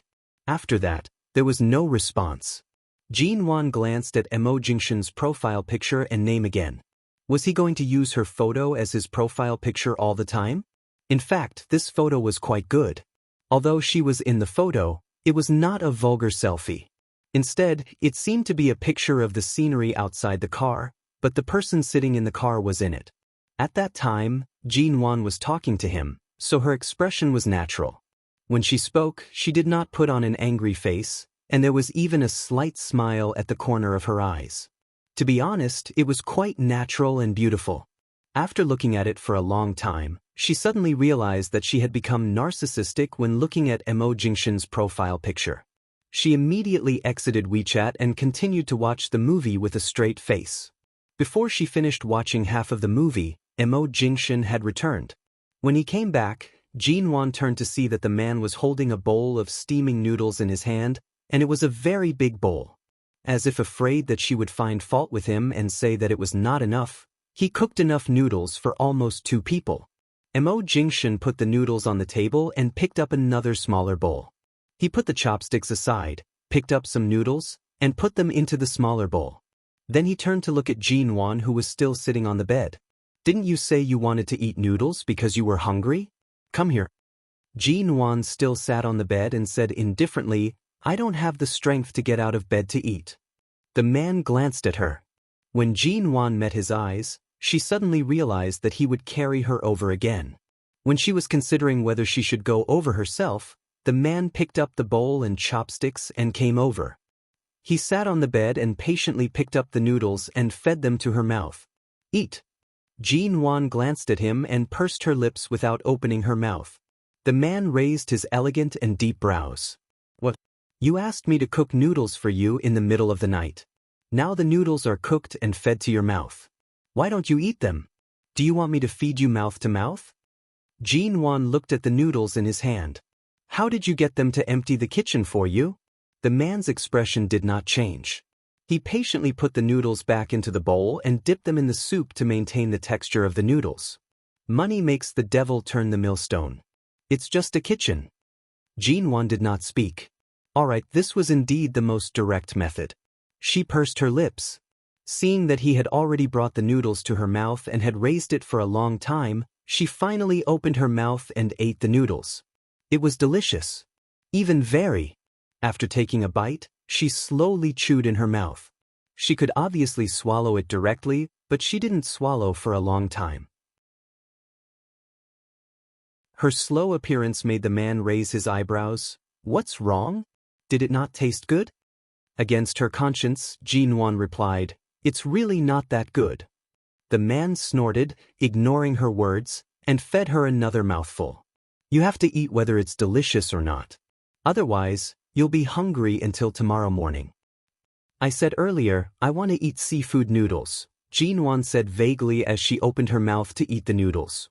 "First, you can't eat seafood right now. You have to be sure that you won't have a fever tomorrow. You have to avoid food when you're sick.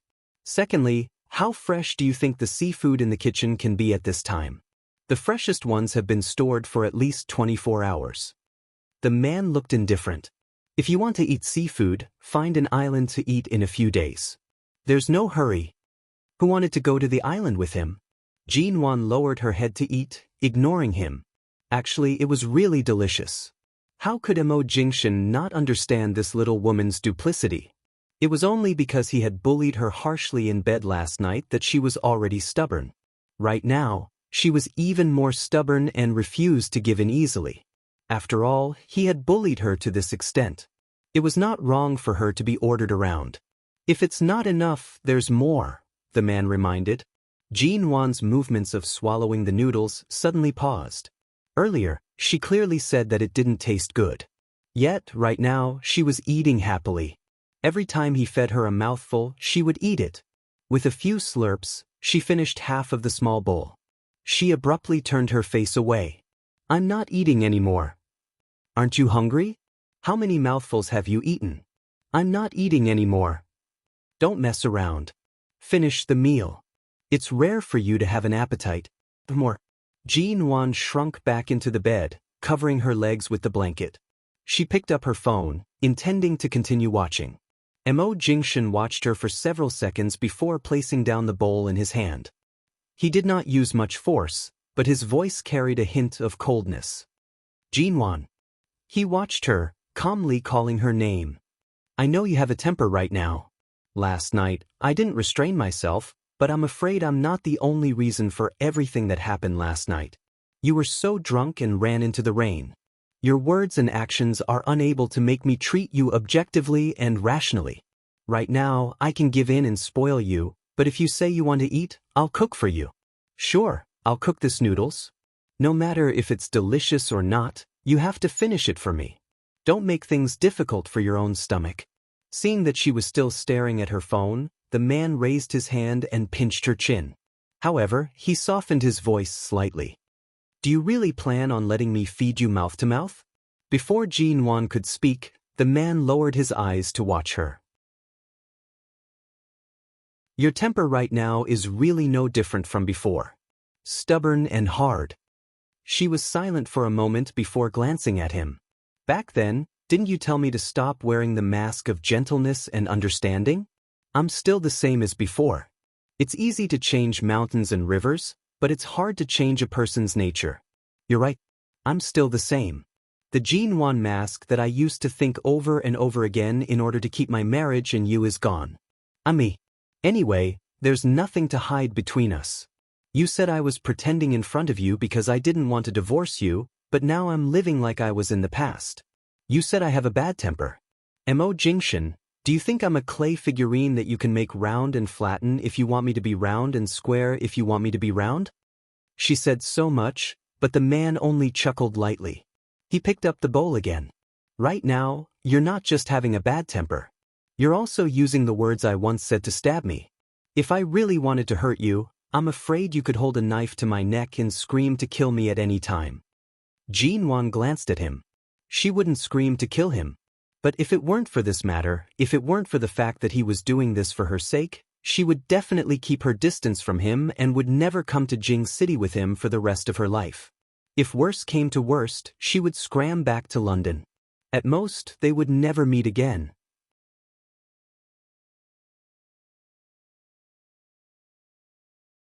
Chapter 601. After all, if she hid too far away, it would be hard for him to make a move. The man brought the noodles to her mouth again. Jin Wan didn't eat. In fact, she really wasn't full, but she didn't want to see him so proud. This time, Mo Jingshan stretched out his arm to pull her out of the quilt, let her sit on his lap, and fed her again. "If you don't eat, it'll get cold. It's fine if you torture me in the middle of the night, but do you really plan to starve until tomorrow morning?" A woman's body was soft, and the temperature in the room was very comfortable. She was only wearing a negligee, which was very thin. If she sat on his lap, her body would rub against his. Jin Wan originally wanted to get down from his arms, but after moving a few times, she clearly felt the man's reaction. She was shocked and couldn't believe it. Last night, this man pressed her so violently on the bed and in the bathroom for so long, but now he still had a reaction when he touched her. Glancing at her indescribable expression, Mo Jingshan calmly handed the bowl to her. Although the change in his lower body was very obvious, his handsome face was still calm and indifferent, but his voice was much lower and hoarse, revealing his patience. He stared at her. You continue to torture me until we don't have to sleep anymore. If you don't plan to eat this noodles, I don't mind cooking another bowl for you after I'm full. She wanted to eat noodles, but he said he wanted to eat, of course. It couldn't be this bowl of noodles. Jinwan's face alternated between red and white. Of course, she was not threatened but angered. She abruptly raised her hand to take the noodles. As she picked up the noodles, she said coldly, "Mo Jingshan, it seems that your life as an ascetic monk is really unpleasant. Haven't you always been very self-controlled? Why is it that your brain is full of these things like a worm? When you were in America, and Shu Yen wasn't married yet, you have a lot of women around you. When you're really hard, why don't you find a woman to solve your physiological problems?" Mo Jingshan lowered his eyes to look at her, his thin lips curved into a faint smile. Seeing that the man didn't speak, Jinwan turned to look at him as she ate the noodles and glared at him. "Has there really been a woman who wanted to climb into your bed?" Her sarcastic words were on the tip of her tongue, but she saw him slightly nod. "Do you think it's too little?" Jinwan did not speak and lowered her head to eat the noodles. She found that there was a poached egg below and took a bite. The man's tone didn't change as he continued, "But it's true that no one else has succeeded except for you." Jinwan's expression was cold. "Do I need to crawl? Didn't I sleep with them legally before?" Mo Jingshan chuckled lightly, his lips curving slightly. His voice was slightly lazy and heavy. "It's legal. I'm used to sleeping with you. In front of me, other women are just pink skeletons. Just looking at them makes me lose my appetite. I don't feel anything, so they can't climb up." Jinwan quickly lowered her head to glance at the man's lower body that was clearly poking at her. She said with a straight face, "Can you stop looking at me? Either hurry up and get down, or let me sit back on the bed." He kept pestering her like this and even talked about climbing into bed. She didn't even feel comfortable eating noodles. Mo Jingshan looked at her awkward expression and smiled mildly. "I'm afraid I won't be able to get down myself." Jinwan fiercely swallowed the remaining half of the egg. She abruptly turned around and almost bumped into the man's face. He leaned close to her, his breath landing on her ears. His voice seemed to carry an illusion of bewitchment. "You'll help me?" She directly stuffed the empty bowl into his hands. "Get another bowl." Mo Jingshan raised his brows slightly. His gaze landed on her stiff face and he did not speak. Jinwan felt that his gaze on her was filled with ill intentions. Her voice immediately became sharp. "Mo Jingshan, don't even think about it." The man looked at her in amusement. "Don't even think about it? What did I say?" "Jinwan, I want to eat noodles." She turned her face away, wanting to get down from his body but did not dare to move. Mo Jingshan held her waist with one hand. Seeing that she really wanted to eat more, he finally released her and went to the table to get another bowl for her. After Jinwan's fever subsided, it did not rise again. That night, although Mo Jingshan did not do anything to her, it was already very late after eating noodles. Jinwan had no reason to drive him back to Shengtang Hotel, so the man still stayed in her room and climbed onto her bed. Although nothing happened all night and Jinwan placed a pillow in the middle of the bed, when she fell asleep, the man pulled her into his arms. In the morning, she opened her eyes in a daze and saw the man's face so close to hers. At first, Jinwan thought it was a dream. When she woke up, the sky was already bright. She abruptly sat up on the bed, but the man beside her had already disappeared. She raised her hand and rubbed her head. It didn't hurt as much as it did yesterday, and her condition was much better. She took her phone and looked at the time. It was almost noon. There was a WeChat voice message on her phone. It was from Mo Jingshan. She found that since she gave him a WeChat account, the man was very diligent in using it. He said that he had an important meeting in Jing City this morning and asked her to rest in the hotel. He would be back in the afternoon. After Jinwan woke up, she received several calls, most of which were from the company. In fact, she had finished a lot of work in Jing City, and she had met all the people she needed to meet. However, just after she received a call from a business partner who invited her to meet them in the afternoon. There were some things that she had planned to talk about after returning to High City. Jean Wan felt much better now, so she got up, cleaned up, washed and changed clothes. When she took a shower, she saw that the marks on her body were still there. They looked very red yesterday, but today they were a little bruised. It would take at least several days for the marks to disappear.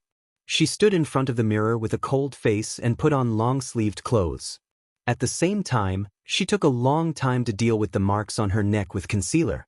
When she arrived at the appointed place, she learned that this Western restaurant was invested by the Rong family's catering company in Jing City. As soon as she heard that it was the Rong family's restaurant, Jean Wan looked at the business partner who had been waiting inside for a long time and suddenly felt that today's invitation was not so ordinary. It might be a trap. But since she had come, and the business partner had seen her get out of the car and was waiting inside, she had no way out.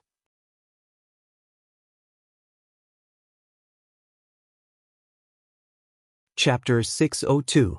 Sure enough, as soon as she entered the door, she saw the business partner who had contacted her was standing next to Rong Cheng with a big smile on his face. She didn't know what they were talking about. Rong Cheng, whom they had only met once or twice last time and didn't have a good impression of, stood there indifferently and looked directly at Jean Wan. As soon as she saw this person, Jean Wan thought of Rong Yen. She looked at the partner who had asked her to come and said with a smile, "I was wondering why Xiao Zhao would invite me to finalize the cooperation project in one go today. It turns out that there is another reason?" "Suji, don't think too much. It's just that CEO Rong and I have a good relationship. Recently, CEO Rong often mentions you. I feel that CEO Rong is interested in COG. I just want to do you a favor and help you get together." Xiao Zhao smiled, and when he looked at Jean Wan, his eyes were a little ambiguous. Jean Wan smiled and looked indifferently at Rong Cheng, who was standing there like a son of a rich family. "Xiao Rong is interested in me? I'm afraid it's not impossible." "Xiao Zhao, you're joking too much." CEO Zhao didn't expect that Jean Wan, who was usually good at talking in business, would suddenly speak so directly. He paused and seemed a little embarrassed. But Rong Cheng said, "Why not? Xiao Ji is so beautiful and so successful at such a young age in the business world. There must be a lot of men who admire you. It's natural for me to fall in love with you." President Zhao chimed in from the side. Yes. President Rong is the most straightforward. If you like her, then so be it. Men and women are just like that. Once they like each other, they can get together. It's not that complicated. Jean Wan, Su Zhao, you must be a fool. Rong Cheng's eyes were so cold that they almost fell out. How could he see that he was interested in her? Jean Wan just smiled and didn't speak. After all, this was a banquet at Hongmen. She would deal with it as it came. "Xiao Zhao, the friends I made an appointment with today are still waiting upstairs. Why don't you go and meet them first? After I finish talking with Xiao Ji, I'll go upstairs to catch up with you." Rong Cheng turned his eyes to Xiao Zhao. Xiao Zhao immediately understood. Okay, Xiao Rong, Xiao Ji, take your time. This restaurant was not small. At first glance, she could tell that a casual Western meal here could cost more than 10,000 yuan. Jean Wan turned to see that the samples of various ingredients displayed in front of her were also flown in from abroad. As expected, they were very expensive. "Xiao Ji, have a seat." Now that there was no one around to disturb them, the mysterious smile on Rong Cheng's face became calm and cold.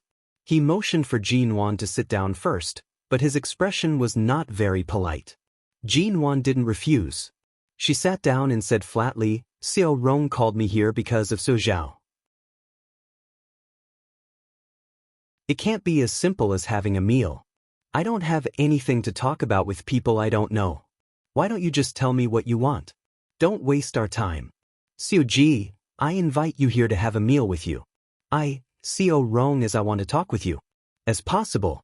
I as you is I as possible." With the Rong family's power and wealth, as well as the restaurant invested by the Rong Corporation's catering company, this should be one of the best Western restaurants in Jing City. So Rong is indeed very sincere in inviting me to such a place for dinner. Jean Wan smiled faintly. Rong Cheng called the waiter over and casually ordered a few dishes. Most of them were the most expensive dishes in the restaurant. Jin Wan had seen a steak from some Western country earlier, priced at 18,000 yuan. There were also several other expensive dishes. It was not that Jin Wan had never eaten before, but it was her first time seeing someone ordering so arrogantly. Finally, Rong Chung ordered a bottle of 1982 Lafite. When the waiter left with the menu, Rong Chung played with the glass on the table with one hand and looked at Jin Wan, who had been sitting quietly opposite him without any emotion. Although it's a bit tricky to investigate Mo Jingshan's case, I've learned something from some friends in High City. You were married to Mo Jingshan and divorced 3 years ago, right? Jin Wan raised her eyebrows. Just tell me what you know. You don't have to ask me. If it weren't confirmed, so Rong wouldn't have invited me here to have a meal and drink Lafite, right? Rong Chung smiled, but his smile didn't reach his eyes. Since CEO G doesn't want to talk to me for too long, I'll be frank. As far as I know, CEO G's relationship with the G family is not so clear. It seems that Ji Hongwen is not related to you by blood. After you married into the Mo family, you divorced Mo Jingshan less than a year ago. Then you stayed in London for the next 3 years and just returned to China a few months ago. So Ji, I think you are very talented in the business circle. As long as you have help, no matter whether you are the daughter of the Ji family or not, as long as you get better and better in the future, no one will mention your ordinary background again. As long as MN Group thrives in China, it won't be difficult for you to find a suitable man to marry. As for Mo Jingshan, his voice became indifferent. My sister hasn't insisted on seeing him these days, but I think she is really sad about him. Since you haven't seen COMO for years, I'm afraid you and COMO are just lovers. After the divorce, you will be far away from each other, and I don't think you have a deep affection for each other. In this case, as long as you let go of Mo Jingshan, the Rong family can do something to MN Group. Before Rong Cheng could finish his words, a figure suddenly walked down the spiral staircase of the restaurant. Since when did Boss Rong start to threaten people like this? This is not the young master of the Rong family I know.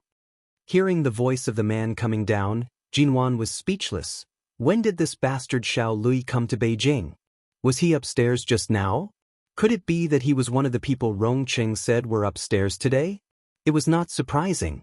There were only a few well-known families in China, such as the Mo family in High City, the Xiao family next door, and the Rong family in Beijing. It was not surprising that the heirs of these big families knew each other. Yes, they knew each other, but she didn't know what their relationship was. Rong Cheng turned his eyes because of the voice, and so did Jin Wan, only to see Xiao Lui coming downstairs with a cold smile on his face.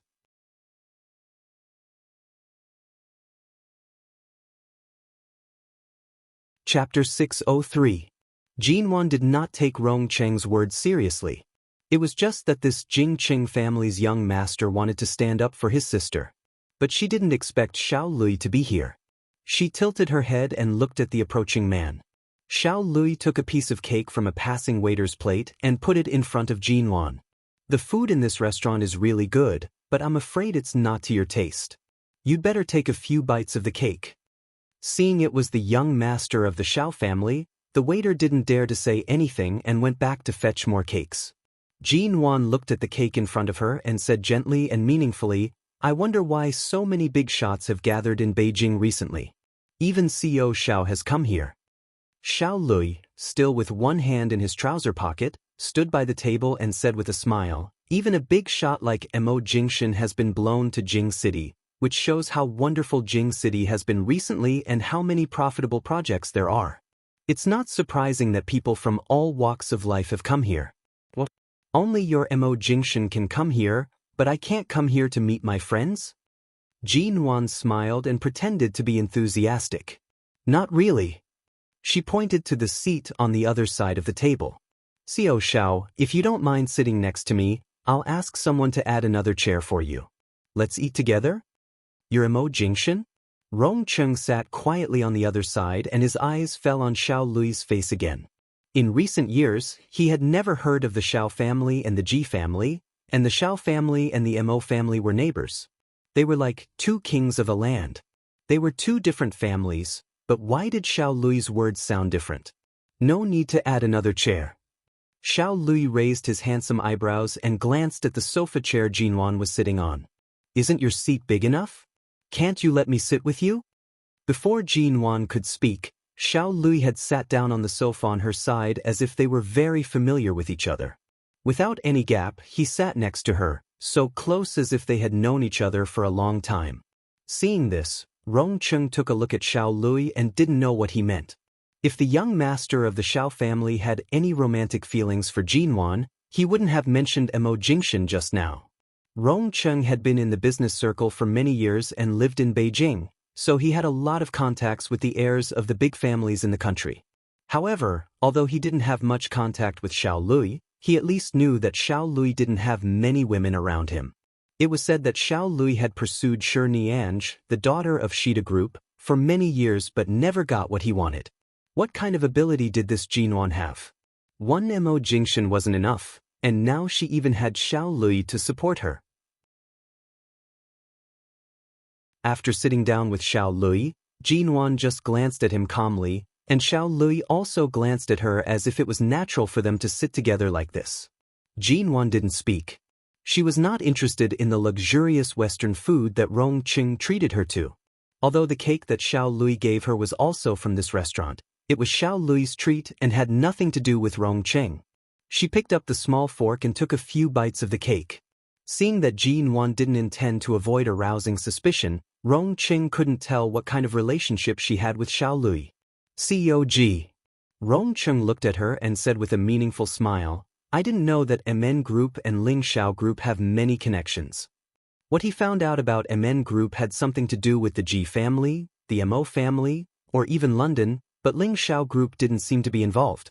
Not really, but we've met in High City, and CEO Xiao and I have had a few simple interactions in private. Xiao Rong, you don't have to be so extreme and deep.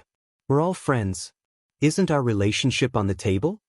Jinwan took a sip of the cream on her fork, and the smile on her lips was extremely faint. Really? But it seems that CEO Zhao's relationship with you is not just on the table. For so many years, except for Miss Shi in High City, no woman can get within 1 meter of CEO Xiao. He is famous for not being interested in women. Rong Cheng said and glanced at Xiao Lui with a smile. Has CEO Xiao changed recently? Xiao Lui sat next to Jinwan. Except for handing her a cake, he didn't do anything but casually glanced at Jinwan eating the cake. As soon as Rong Cheng said this, Jinwan saw that Xiao Lui didn't want to say more, and a waiter brought the food over. Although he didn't treat people coldly like Mo Jingshan, he didn't look at people directly, and he didn't even look at Rong Cheng. Rong Cheng seemed to be more restrained when he spoke to Xiao Lui and was not as arrogant and condescending as before. Xiao Lui picked up the cup of Americano the waiter put in front of Jinwan and took a sip. Jinwan turned to look at him. This is the coffee I ordered. Women should just drink cappuccino or mocha with sugar and milk. Why would you drink Americano? Don't you think it's bitter? Xiao Lui held the coffee cup, glanced at her, and snorted. Be careful. You'll have yellow teeth. Jinwan. I've been relying on Americano when I'm sleepy at work these years, and now I'm used to drinking it. Xiao Lui looked at her white teeth and smiled. He still held her cup of coffee and said lightly, You should change your habits since you've come back to China. Drink less coffee and more juice or water. Sooner or later, you'll get pregnant and have a baby. You should eat healthily and pay attention to your health. Otherwise, if you drink too much coffee and give birth to a little black coal for the Mo family, Grandfather Mo will probably die of anger. What was he talking about? Jinwan's face turned livid and she glared at him. Xiao Lui still didn't care and drank half of her coffee. She was about to speak when she saw from the corner of her eye that Rong Cheng, who was sitting opposite, didn't look very good. Obviously, it was because of Xiao Lui's words. So, did Xiao Lui really come to support her?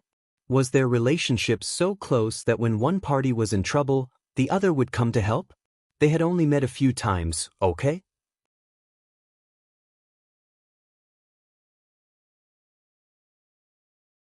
Chapter 604. Xiao Lui naturally sat by her side and chatted with her. Recently, there have been a lot of events in Beijing. All kinds of banquets and financial symposiums have gathered here. Many people are not qualified to come.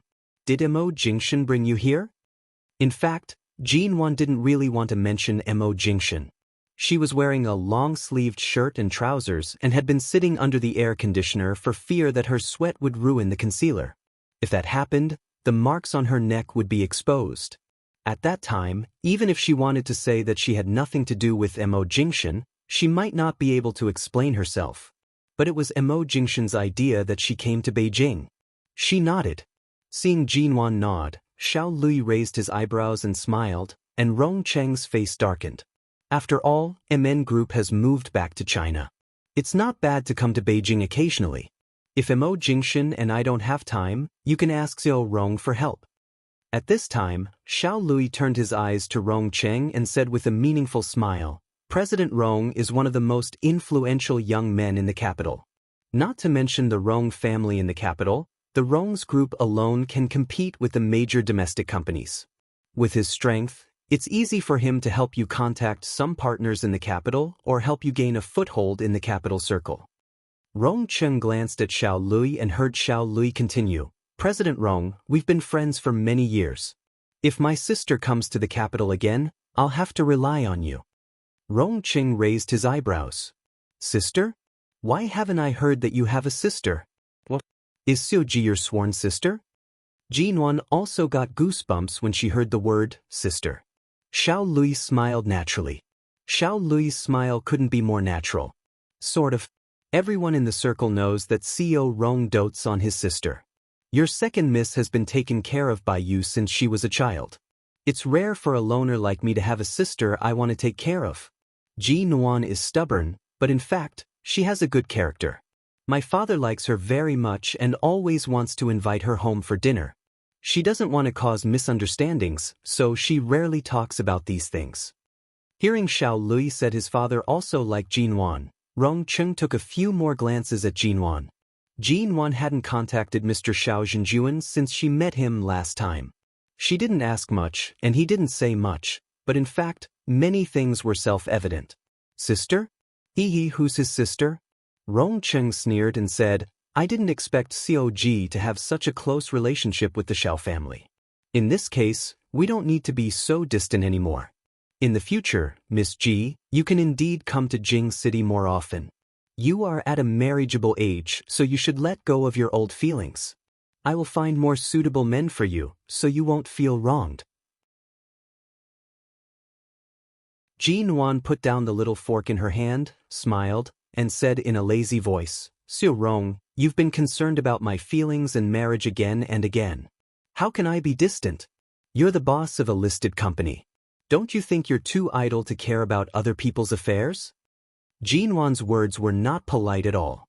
Xiao Lui turned his head, looked at Jinwan's delicate and fair face, turned his eyes with a smile, and said lightly, Yes, Xiao Rong really cares about your affairs.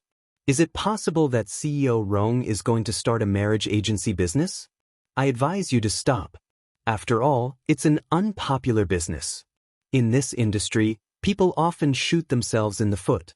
It's a thankless and unprofitable business. Don't do it. Rong Cheng raised his eyebrows slightly, and the smile on his lips deepened and became colder. He thought Xiao Lui just couldn't bear to see Jinwan being wronged here, so he came to join in the fun. He didn't expect that the Xiao family's elder Xiao, who had never participated in any disputes in the circle, would be so straightforward. Jinwan seemed to have a strong presence in the Xiao family, and Jinwan's family background was unknown. If he put all these together, interesting. Rong Cheng's lips were full of smiles. Of course I can't do that. After all, no one knows whether the girl introduced to him is first-hand or second-hand. What if she's a divorced woman and she's married like a virgin? It's not easy to deal with her if she comes back to settle the score with me. He picked up the tissue under the plate on the table and wiped his hands. What's going on the second floor? Aren't there 2 tables playing cards? Xiao Xiao, did you lose too much so you came out to take a walk? But you've been out for too long. Won't your superiors be impatient? Xiao Lui raised his dark eyes slightly, looked at Rong Cheng who was about to eat, and gave a cold smile. He played with the coffee cup on the table with his well-defined fingers and gently tapped it. When he turned to look at Jinwan again, His eyes reflected Jin Wan's equally calm and cold figure. Jin Wan was born with a face that could enchant all living things. However, over the years, her brows had long been accustomed to revealing a reserved and restrained expression. She was so cold that it seemed as though she would not be affected by anyone's attacks.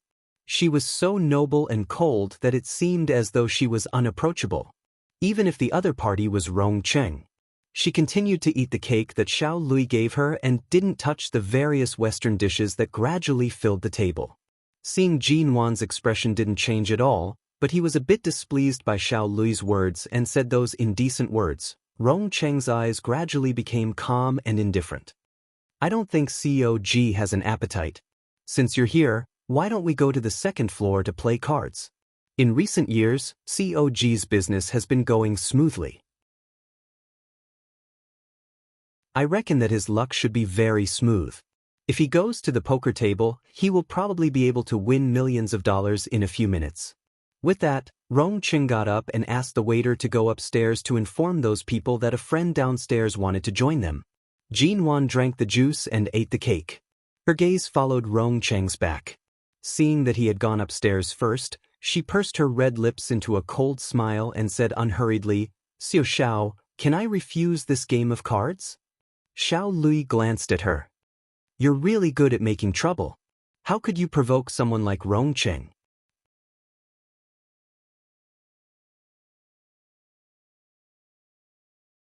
Chapter 605. Xiao Lui raised his eyebrows and said flatly, "If Rong Yan knows that Mo Jingshan is married and only has you, and he even takes you with him to Beijing, she will understand and stop pestering him." Yes, Miss Rong didn't pester him, but her brother doesn't seem to want to let it go. It's not up to him to decide whether to let it go or not. It's possible that he doesn't like you. After all, he always tries his best to satisfy whatever his sister likes. Now his sister finally has a man she likes. I'm afraid Mo Jingshan won't even look her in the eye. Rong Cheng won't let it go so easily. Jin Wan glanced at the second floor. Rong Cheng had gone up. She looked at Xiao Lui. "Can I go up? Will someone beat me up?" Xiao Lui smiled. "No one can beat you. As long as I'm here, no one dares to do anything to you. Just stay by my side and I'll let you play cards. It's easy for you to win millions of yuan. Do all of you crown princes play such a big game together?" "Not bad." Xiao Lui smiled.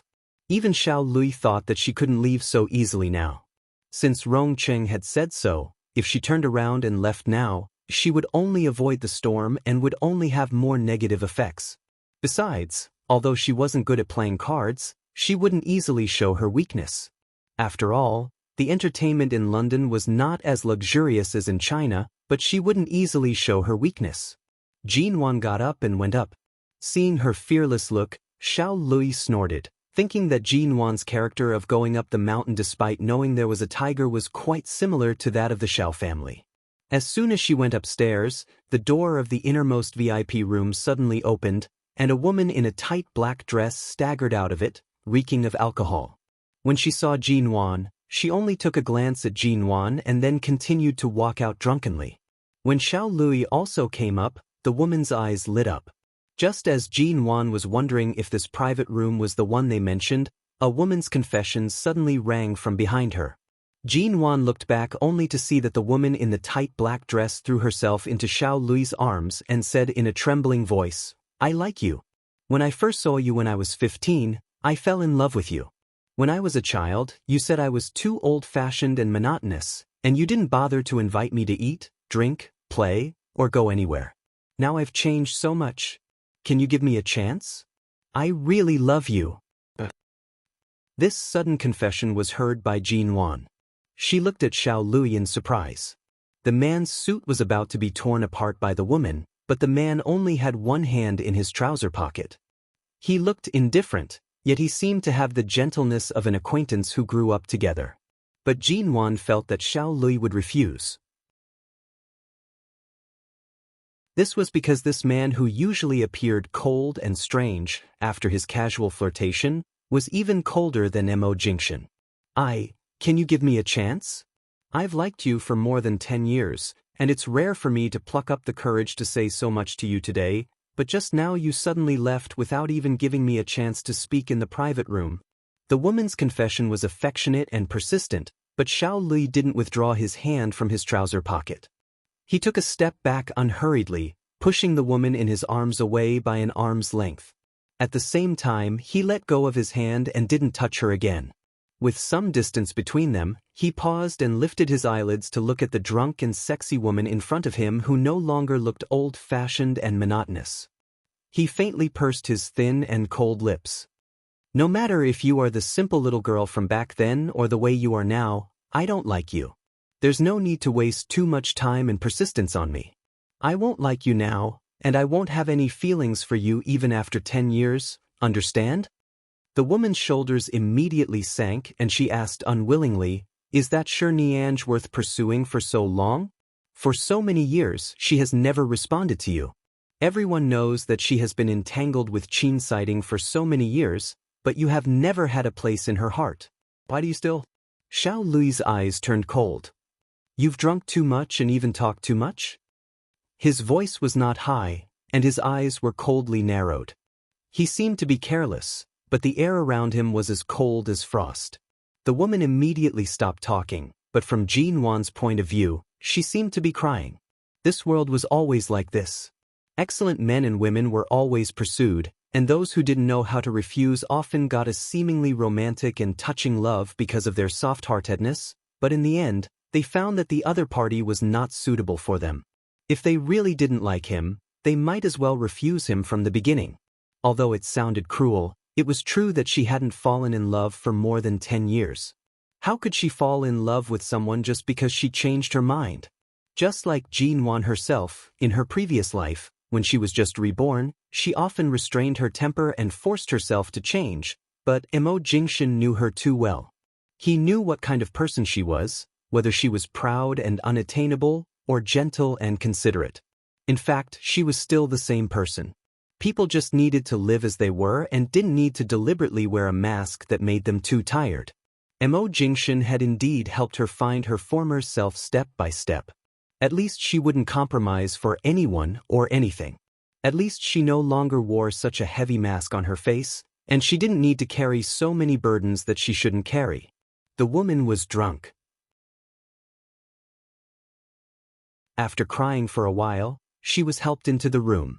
Before entering the room, Jin Wan turned to look at Xiao Lui. Although Xiao Lui was really cold and didn't give the woman any face, at least he didn't take advantage of her love to play with her, which showed that he was not a scumbag.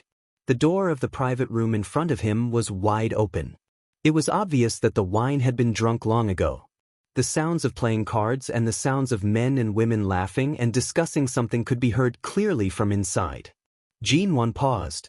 Thinking that this party was invited by Rong Cheng, the people here must be close to the Rong family. Now she only had Xiao Lui to talk to, but she didn't know him very well. Was he reliable? As if seeing the hesitation in Jin Wan's eyes, Xiao Lui came over and glanced at her indifferently. "Since Rong Cheng has investigated you and knows that you are supported by the Mo family, no one here dares to eat you."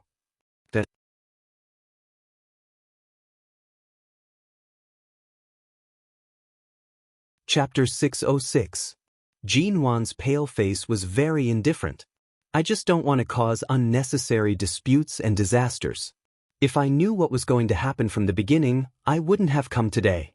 Just now, I faced Rong Cheng alone downstairs, but this game of cards, is it really just a game of cards?" Jin Wan's face was cold. After a few seconds, the man burst into laughter. "You're right. Although Rong Cheng arranged today's party, it's only because there are a lot of people in the circle in the capital recently. The Rong family wants to use this opportunity to build relationships with all parties. Rong Cheng just invited a lot of people on behalf of the Rong family. We'll have dinner, drink, and play cards. I guess he'll officially invite everyone to the Rong family's grandpa's birthday party." Jin Wan looked inside again. "So how big is the Rong family's birthday party?" Xiao Lui rubbed his chin and smiled. "I don't know how big the party is, but even the Xiao family and the Mo family have been invited. It must be a big party." Jin Wan glanced at him. "Will Mo Jingshan also come?" I don't know. The invitation should be sent out, but I don't know whether Mo Jingshan will come or not. But since Rong Cheng dared to invite you, I guess he must have guessed that Mo Jingshan won't come. Jin Wan pursed her lips. Don't tell him whether he will come or not. Anyway, I don't want to be misunderstood by others. Xiao Lui said playfully, if you don't want to be misunderstood, don't do anything that will make people misunderstand you. Jin Wan was a bit unhappy with his playful tone. What will make people misunderstand you? Xiao Lui smiled and suddenly scratched Jin Wan's neck with his finger. His voice was indifferent and a bit sarcastic. Shouldn't you go and have your concealer replenished? Jin Wan, she suddenly covered her neck with her hand, looked at him in surprise, turned around, and walked quickly into the bathroom not far away. After entering, she looked at herself in the mirror for a long time, only to find that there was only a little bit of her nipple, but it was not obvious. She had to look carefully to see it. How could Xiao Lui see this? Jin Wan took out concealer from her bag and carefully applied it. When she walked out, she saw Xiao Lui standing outside the bathroom with his arms crossed and looking at her with an ambiguous smile. Is it possible between you and Mo Jingshan? I think Rong Cheng is really going to introduce you to someone who is of a similar social status to distract you. Jin Wan didn't take it seriously. It doesn't seem to have much to do with whether I will be eaten here today. After all, he is not here now, is he? The two of them walked into the private room.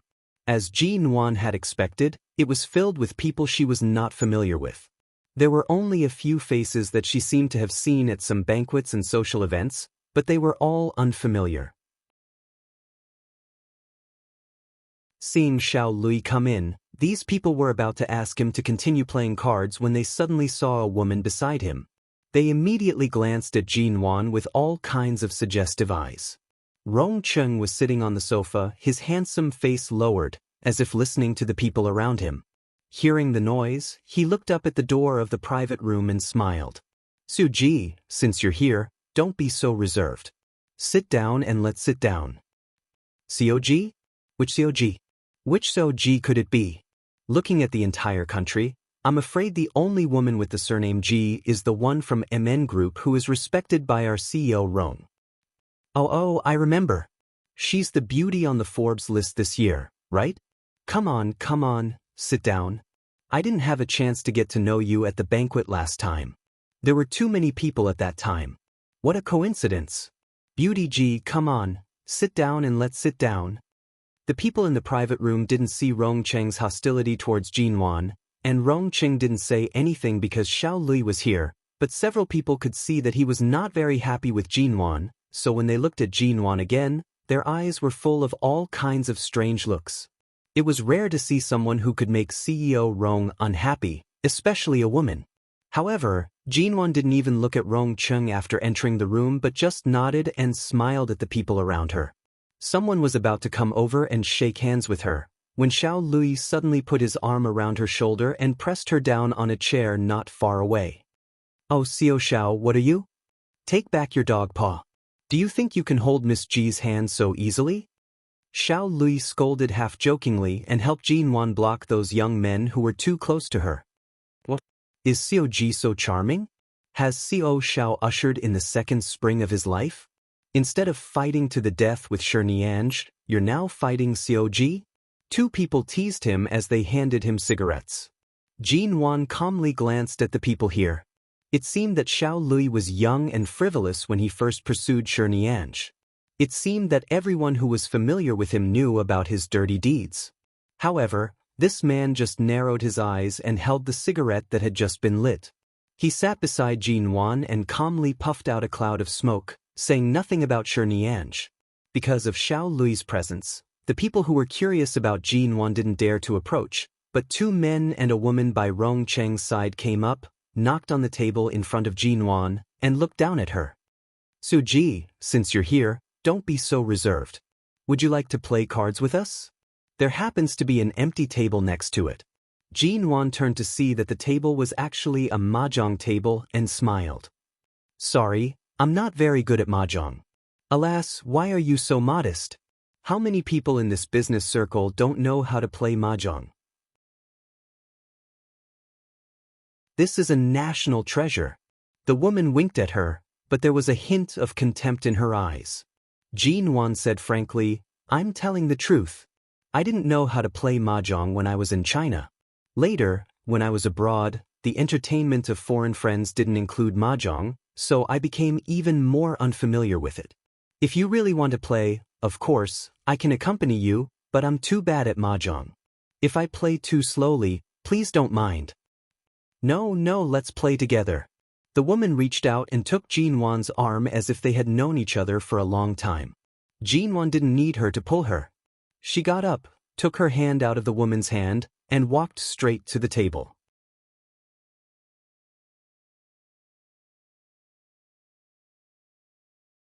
Chapter 607. The man looked at him in surprise. Seeing that he had sat down and was sitting next to Jin Wan, he was amused. "CEO Xiao, what do you mean?"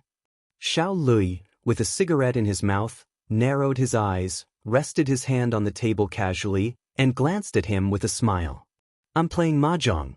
What else can I mean? Isn't there another table in your room?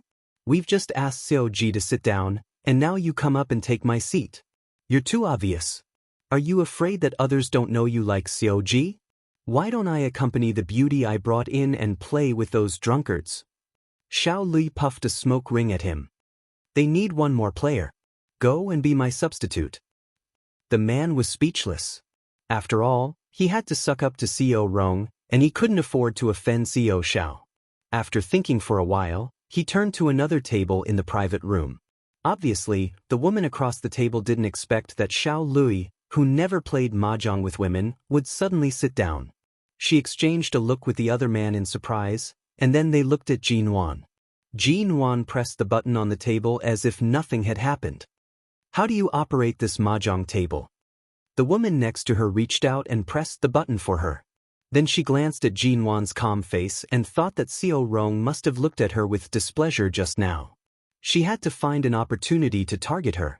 However, Xiao Lui, who was sitting at the same table, obviously didn't intend to let them play this game.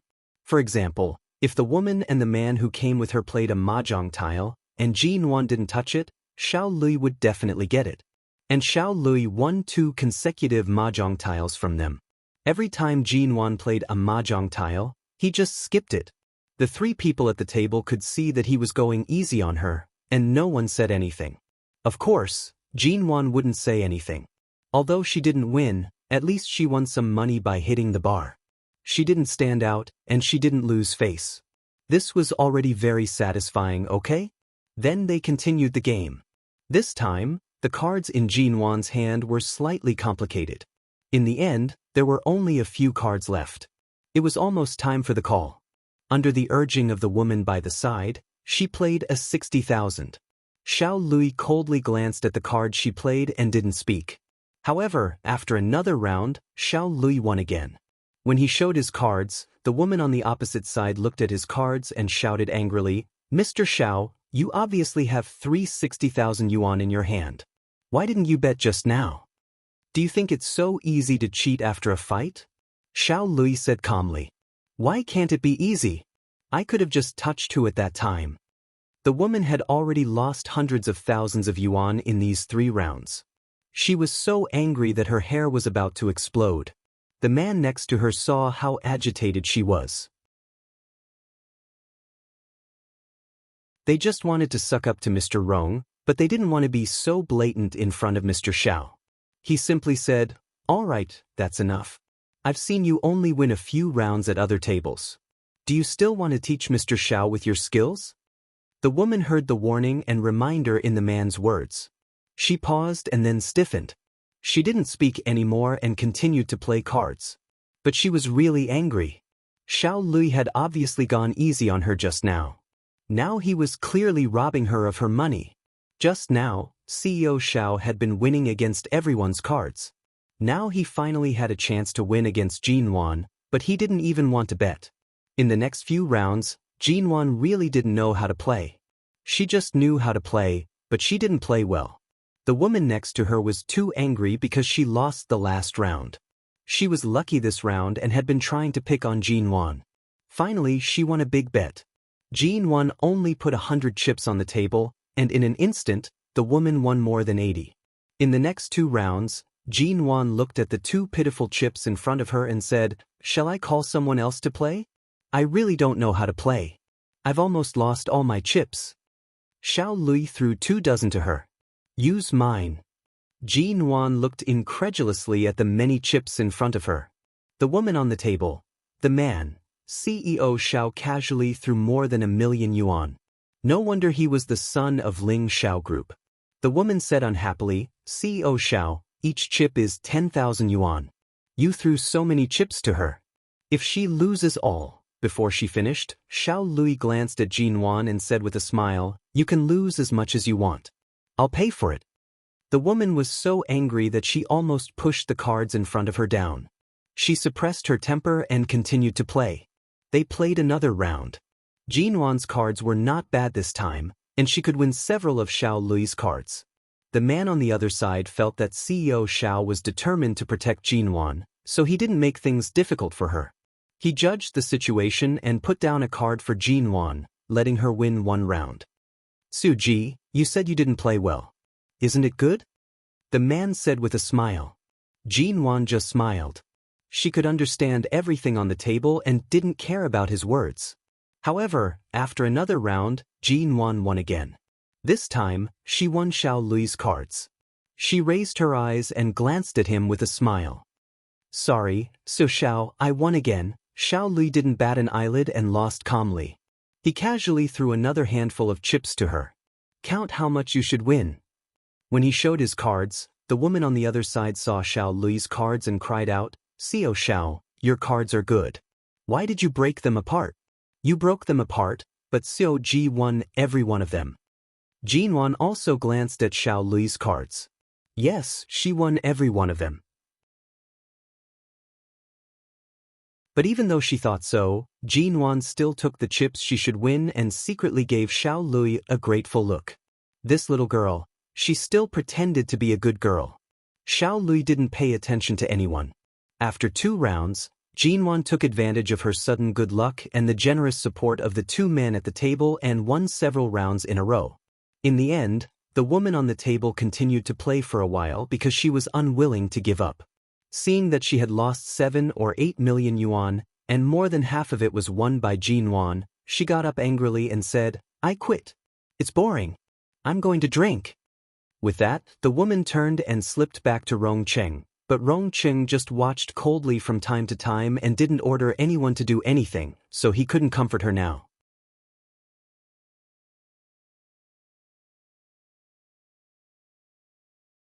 Chapter 608. After the mahjong game was over, the man got up and went to Rong Cheng's side.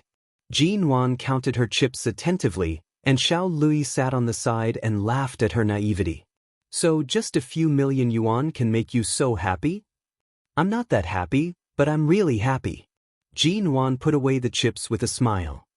"After all, I won the money by playing a few rounds of mahjong. It's much easier than the money I earn by flying around and signing contracts. It's free money. Why can't I be happy?" Xiao Lui sneered and was about to get up, when 2 dozen chips were suddenly thrown to him. He paused and took a look at her. "I'll pay you back with a lot of interest." With that, Jean Wan got up and left the table. Xiao Lui. This private room was very large and was divided into several compartments, luxurious and well-equipped. Jean Wan went to the other side after playing mahjong. Xiao Lui said a few words to the passers-by and winked at her, telling her to stay in a place with fewer people, in case those people around Rong Cheng tried to make trouble for her again. Jean Wan turned around and was about to find a place to sit down and send a text message to ask if Xiaoba had booked a ticket from Jing City to Hai City for her online. She didn't have to stay in Jing City for long and could leave at any time. However, as soon as she turned around, she was caught off guard by a pair of eyes. She paused and her heart skipped a beat. His eyes were calm and dark.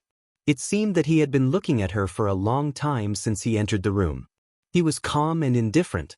Mo Jingshan's long legs moved, approaching her. Jean Wan stood still and didn't move or look away, but the other people in the room all looked at them. When Mo Jingshan came in, they didn't expect that CEO Mo would come. When they finally realized what was going on, they saw that Mo Jingshan was already walking towards Jean Wan. When he was about 2 meters away from them, a figure suddenly rushed over, grabbed the man's arm, and said excitedly, "Xiao Mo, you're really here. Come on, go inside and sit down." It was the woman who had been trying to make things difficult for Jin Wan at the mahjong table. Mo Jingshan stopped, lowered his head, and his handsome face was indifferent. "Take your hand away." Hearing his cold words and seeing the man's unapproachable look, the woman was startled and hurriedly withdrew her hand. She didn't dare to touch him again, not even a corner of his clothes. However, after a moment of hesitation, she still said, "Xiao Mo, we didn't expect you to come. Since it's CEO Rong's arrangement today, do you want to talk to CEO Rong alone?" "No, I don't have anything to do with CEO Rong's invitation." Mo Jingshan's eyes didn't linger on the woman. When he saw the chips in Jin Wan's hand, he frowned. "Did you play cards with them just now?" Ji didn't say anything. Xiao. Xiao came over with a smile. "Xiao Moy.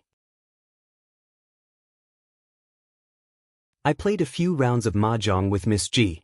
Are you worried?" Originally, Mo Jingshan's eyes were a bit heavy. However, when he heard that Xiao Lui had been by Jin Wan's side, even playing cards with her, he glanced at Xiao Lui, and the heaviness in his eyes gradually dissipated. The Xiao family's presence saved him a lot of trouble. Xiao Lui walked over, leaned to Mo Jingshan's side, and whispered something in his ear. Of course, no one could hear what he said, not even Jin Wan. She could only see Xiao Lui's enigmatic smile when he spoke and Mo Jingshan's calm and expressionless face. The people in the room stared at Mo Jingshan. They just couldn't figure out why this almighty man, who had always been difficult to invite, came here. The Rong family and the Mo family in High City didn't seem to have much contact with each other, so it was natural that Mo Jingshan didn't attend the Rong family's birthday party. After all, the Mo family didn't need to give the Rong family face. So it was quite surprising that Mo Jingshan came here. What was even more surprising was that Mo Jingshan said that he came here had nothing to do with CEO Rong's invitation, but CEO Rong did send him an invitation. Wasn't this a slap in CEO Rong's face in public? However, Mo Jingshan didn't look at anyone since he came in. His eyes were fixed on Jin Wan. After saying a few words with CEO Xiao, everyone was still waiting for Mo Jingshan's next move. Mo Jingshan didn't even say goodbye to CEO Rong but took Jin Wan's hand and left. He took her hand. Mo Jingshan took Jin Wan's hand and left in public. Except for Xiao Lui and Rong Cheng, everyone else in the room was shocked. What happened? Didn't they hear that CEO Rong's sister liked CEO Mo? Now, when she turned around and saw Rong Cheng's face, which was obviously humiliated in front of everyone, the room instantly fell silent. Before leaving, Jin Wan didn't forget to exchange her chips for money.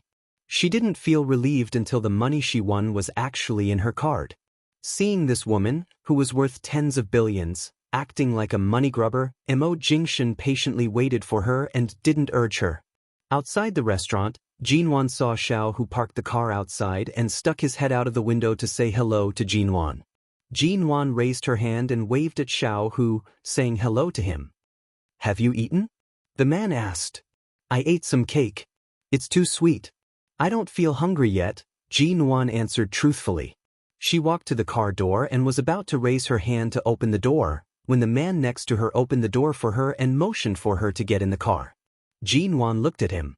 "I'll go back to the hotel tonight to get my luggage and go back to High City tomorrow." The man didn't seem to hear her. "Get in the car." Looking into his dark and deep eyes, Jin Wan turned and got in the car. Xiao, who was still in the same state, automatically blocking out all the sounds behind the car and concentrating on driving. It seemed that he was driving to the hotel where she lived, not Xing Tang Hotel. When they arrived at the hotel, Mo Jingshan obviously didn't intend to leave. He asked Xiao who to drive back to Xing Tang Hotel alone. Jin Wan wanted to tell him to go back, but the man said that he would send her back to her room to see if her temperature was stable below 37 degrees. After making sure she was fine, he would leave. He had asked Xiao who to drive the car away. Where could he go? Jin Wan pursed her lips and didn't speak. She entered the elevator expressionlessly and went upstairs, ignoring the man beside her.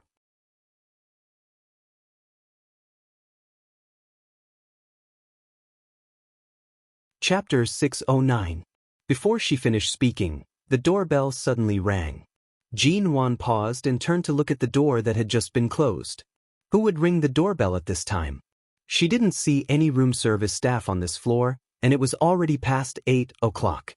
Even room service wouldn't bother her at this time. Jean Wan put down the thermometer and was about to open the door when she looked back to see that Mo Jingshan had picked up the thermometer she had just put down and looked at it as if to make sure if she still had a fever.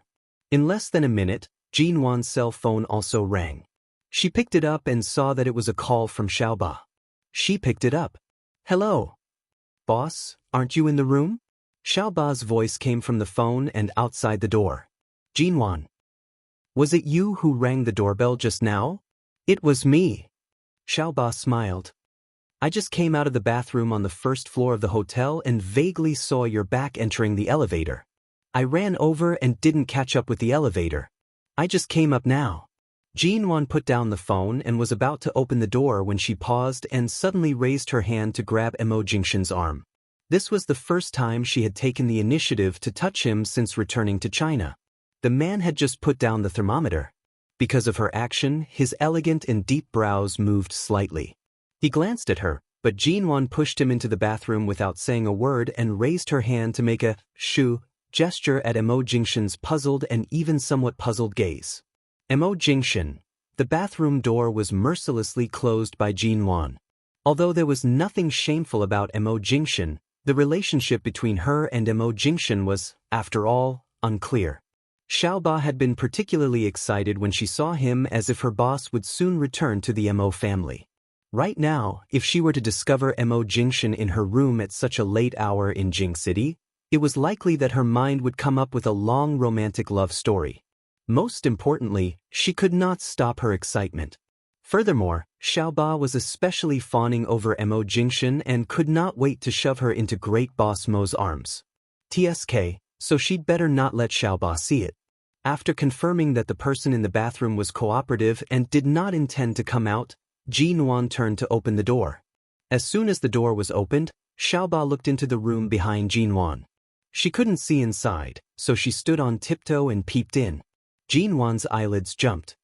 "What are you looking at? Is there anyone else in your room?" "No." Jean Wan lowered her hand from the doorknob. Xiaoba directly walked in with a small suitcase. She glanced around and then said with a smile, "You've been in Beijing with Mo for so many days. I thought the two of you would be together." Jean Wan glanced at the small suitcase in Xiaoba's hand and changed the topic. "Why did you suddenly come to Beijing?" Once they got down to business, Xiaoba turned around and said, "Didn't you say that you had a fever yesterday when you called me to help you book the plane ticket? I was afraid that there would be no convenient person to take care of you in Beijing. After all, you didn't even bring an assistant this time, and I was afraid that no one would take care of you if you had a fever on the way back, so after hanging up the phone in the morning, I've booked the plane ticket for tomorrow. I'll go back to High City with you. It's just a fever. It will go down in a day. It's no big deal." Seeing that she had come, Jean Wan didn't say anything else and took a look at the time. "What time does the flight back to High City leave tomorrow?" 10:30 in the morning. "Then you can stay here for one night.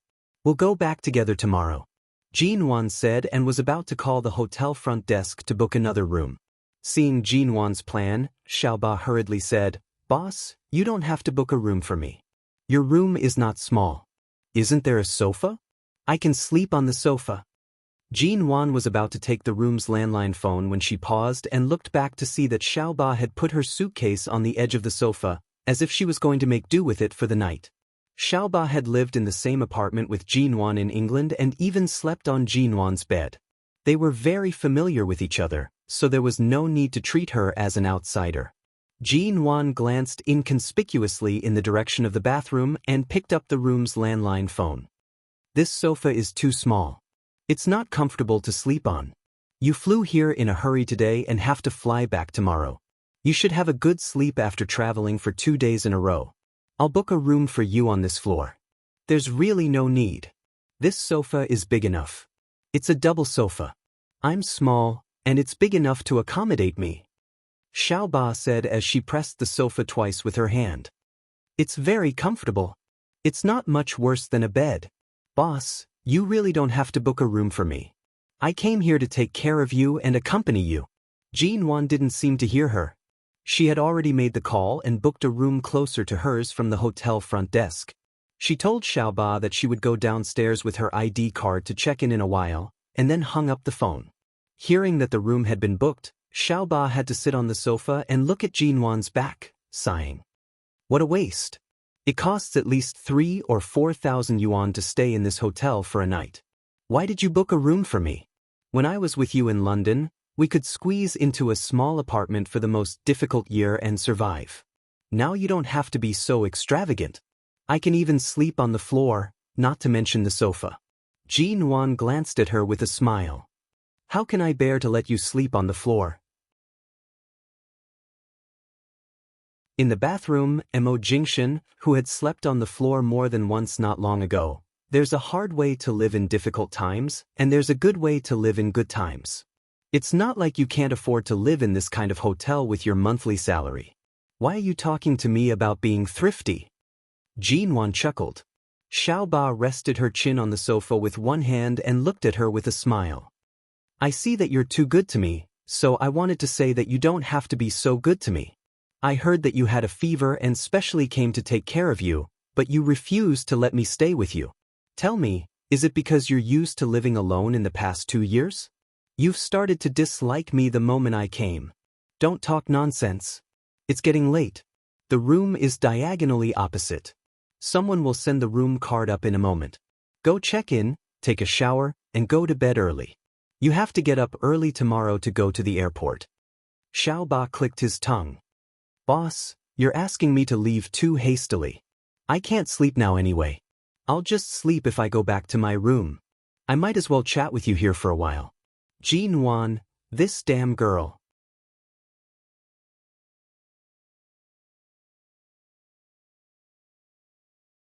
Chapter 610.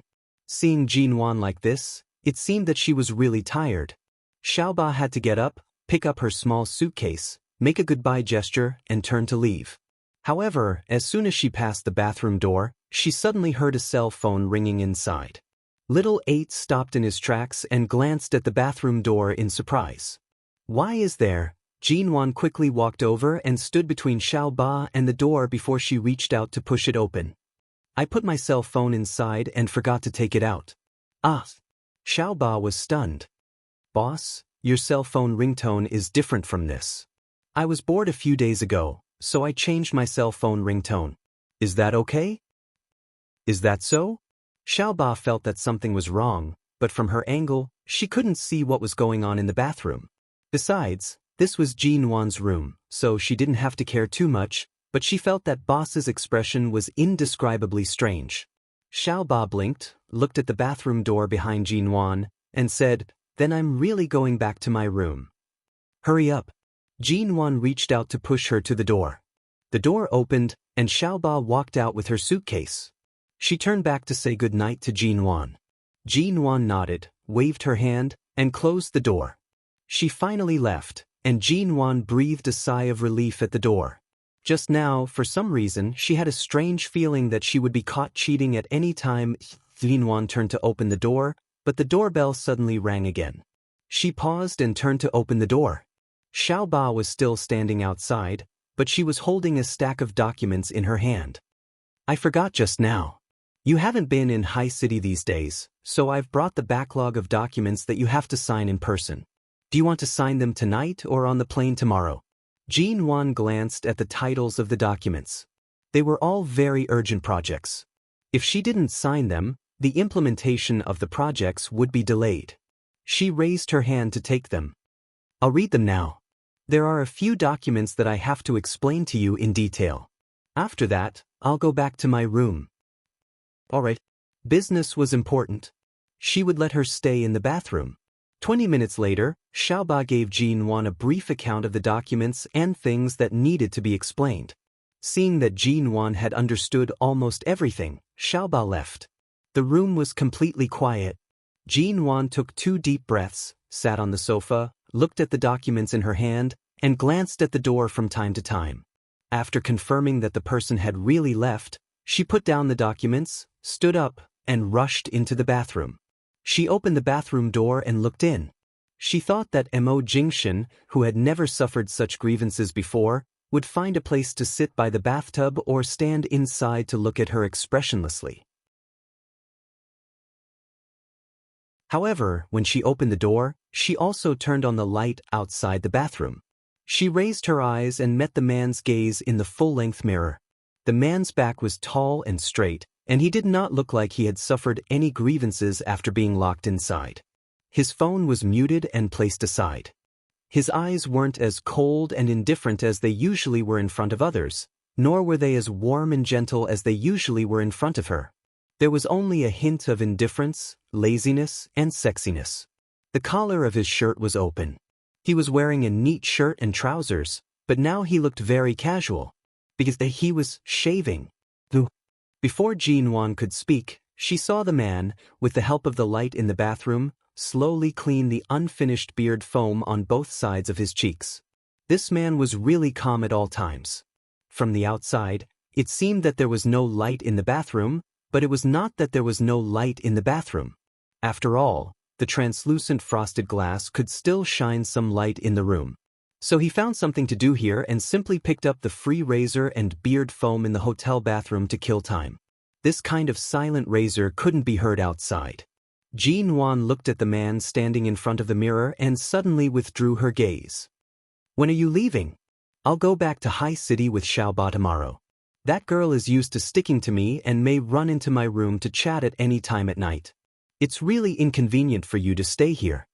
He took a look at her, unhurriedly applied the beard foam on his cheeks and chin, and casually said before picking up the razor, "How shameful am I?" "Jinwan," she pursed her lips. "I just don't want to cause unnecessary misunderstanding. Xiaoba is naive and simple. She always thinks that there is no ill will between us and that we may remarry at any time. I don't want to be nosy and I don't want to explain too much, so you'd better leave as soon as possible." The man wasn't surprised. "I know what you're angry about, and I know what you're concerned about.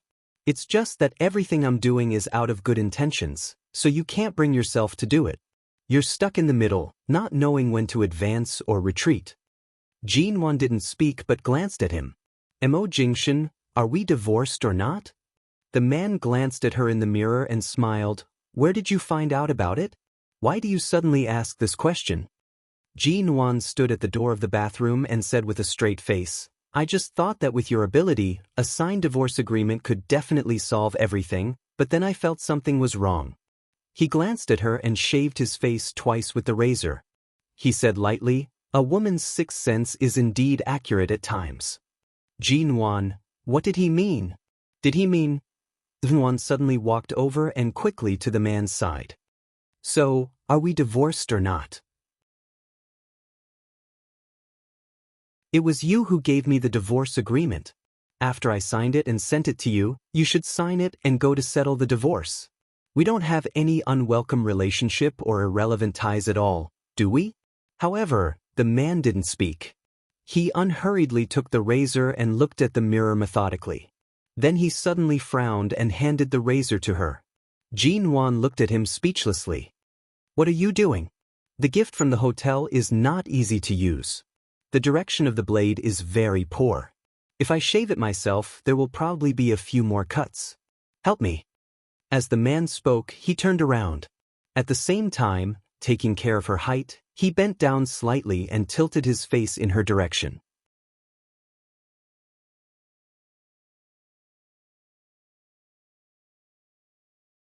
Chapter 611. But why did he ask her to do it for him? Jinwan ignored him and didn't take it. She just looked at him coldly. "Mo Jingshan, didn't you hear what I asked you just now, or did you pretend not to hear it?" The man raised his eyebrows. "Help me clean these beard bubbles first. Don't you have your own hands? No matter how bad the razor in this high-class hotel is, it won't ruin your face. Do it yourself." Mo Jingshan sighed and snorted with a smile. "Didn't you say you had another parent? You ungrateful brat?" Jinwan immediately rolled her eyes. If Mo Jingshan hadn't successfully persuaded her with this reason, she would have never seen him again in this life, separated by mountains and seas of people. She suddenly raised her hand angrily, took the razor from the man's hand, and then raised it to shave for him. She frowned and said, "I don't know how to use this thing. Don't blame me if I ruin your face." "Well, I won't blame you." The man looked at her calmly and gently. Because Jinwan had to raise her hand to shave for him, the two of them were very close. He looked at her carefully shaving his face, and his lips, which were covered by the white beard bubbles, gave a warm smile. Jinwan didn't see the man smile, but when she helped him shave, she could feel the subtle changes on his face. She could also see the patience and gentleness in his eyes when he looked at her, and even the obvious satisfaction of being helped by her. She originally wanted to end the battle quickly, but because of the man's gaze, she couldn't help but ease her strength, lest she accidentally scratched his face. After all, even if this man didn't rely on the company to make a living, he could still rely on his face to make a living. She couldn't really hurt him. Furthermore, to be honest, this man, Mo Jingshan, was really one of a kind. Before she married him at the age of 20, she didn't even know about the relationship between the two of them. She thought that she had seen a lot of handsome men. But since she met Mo Jingshan, she realized that those people she had met were not the best. Jinwan's hands became lighter and slower. After much difficulty, she was finally done. She saw that the man was still standing in front of her with a faint smile. It was clear that he wanted her to help him clean up as though she was repaying a favor. If they were really talking about repaying the debt of gratitude, she had been pressed on the bed by him for an entire night. Did that mean that she had already repaid him? Jinwan looked at him with a fierce look. Seeing that he was still standing there, she simply pulled down a white towel next to her and wiped off the white, minty shaving foam on the man's face. After wiping off the last bit of foam, Jinwan said expressionlessly and anxiously, "Okay, now can you say?" Before she moved the towel away from the man's face and finished her words, the man suddenly bent down and kissed her. At the same time, he held her in his arms and held her tightly in his arms. Jinwan hurriedly opened her mouth to bite him, but the man took the opportunity to deepen the kiss. In an instant, Jinwan's mouth was filled with the minty flavor of shaving foam. The kiss came too suddenly, and the man was too tall. Jinwan raised her head and was kissed for a long time, unable to break free. Then she was pressed back a few steps by the man until her back was against the wall of the bathroom. The kiss did not separate and became deeper and heavier. She was kissed until she was almost suffocated, seeing stars, and her limbs were weak. At the same time, alarm bells rang in her heart. She hurriedly raised her hand and pushed against his chest hard. When he paused and lowered his eyes to look at her because he thought she was uncomfortable, she said angrily, "Mo Jingshan, let's finish talking." "What do you want to talk about?" The man's dark eyes were locked on her. "Don't you already have the answer in your heart?" Jinwan looked at him in disbelief. What answer could she have? Before seeing the divorce certificate or the divorce agreement, she would never believe it. It was absolutely impossible. When the man bent down and was about to kiss her again, Jinwan raised her foot and stepped hard on his shoe. Even though the man was wearing high-end handmade Italian leather shoes, she was wearing thin high-heeled shoes, which she hadn't changed after returning to the room. The man paused but didn't move. He only pressed his forehead against hers. When she stepped on him harder and harder until it hurt, he only smiled and said hoarsely, "I said I would give you time. These few days in Jing City, I really couldn't control myself. I'm very sorry about what happened 2 nights ago. From now on, as long as I don't get your permission, I definitely won't do anything." And Jinwan glared at him. "Then what are you doing now?" "You are too seductive. I just want to kiss you." The man's eyes were sincere, and his voice was low and gentle. Obviously, he was coaxing her. There was a faint mint smell in the man's body, and now there was also a mint smell in the lingering smell of his beard. It smelled so good that Jinwan's senses were stimulated. She leaned back against the wall. "You've kissed me. Let go of me."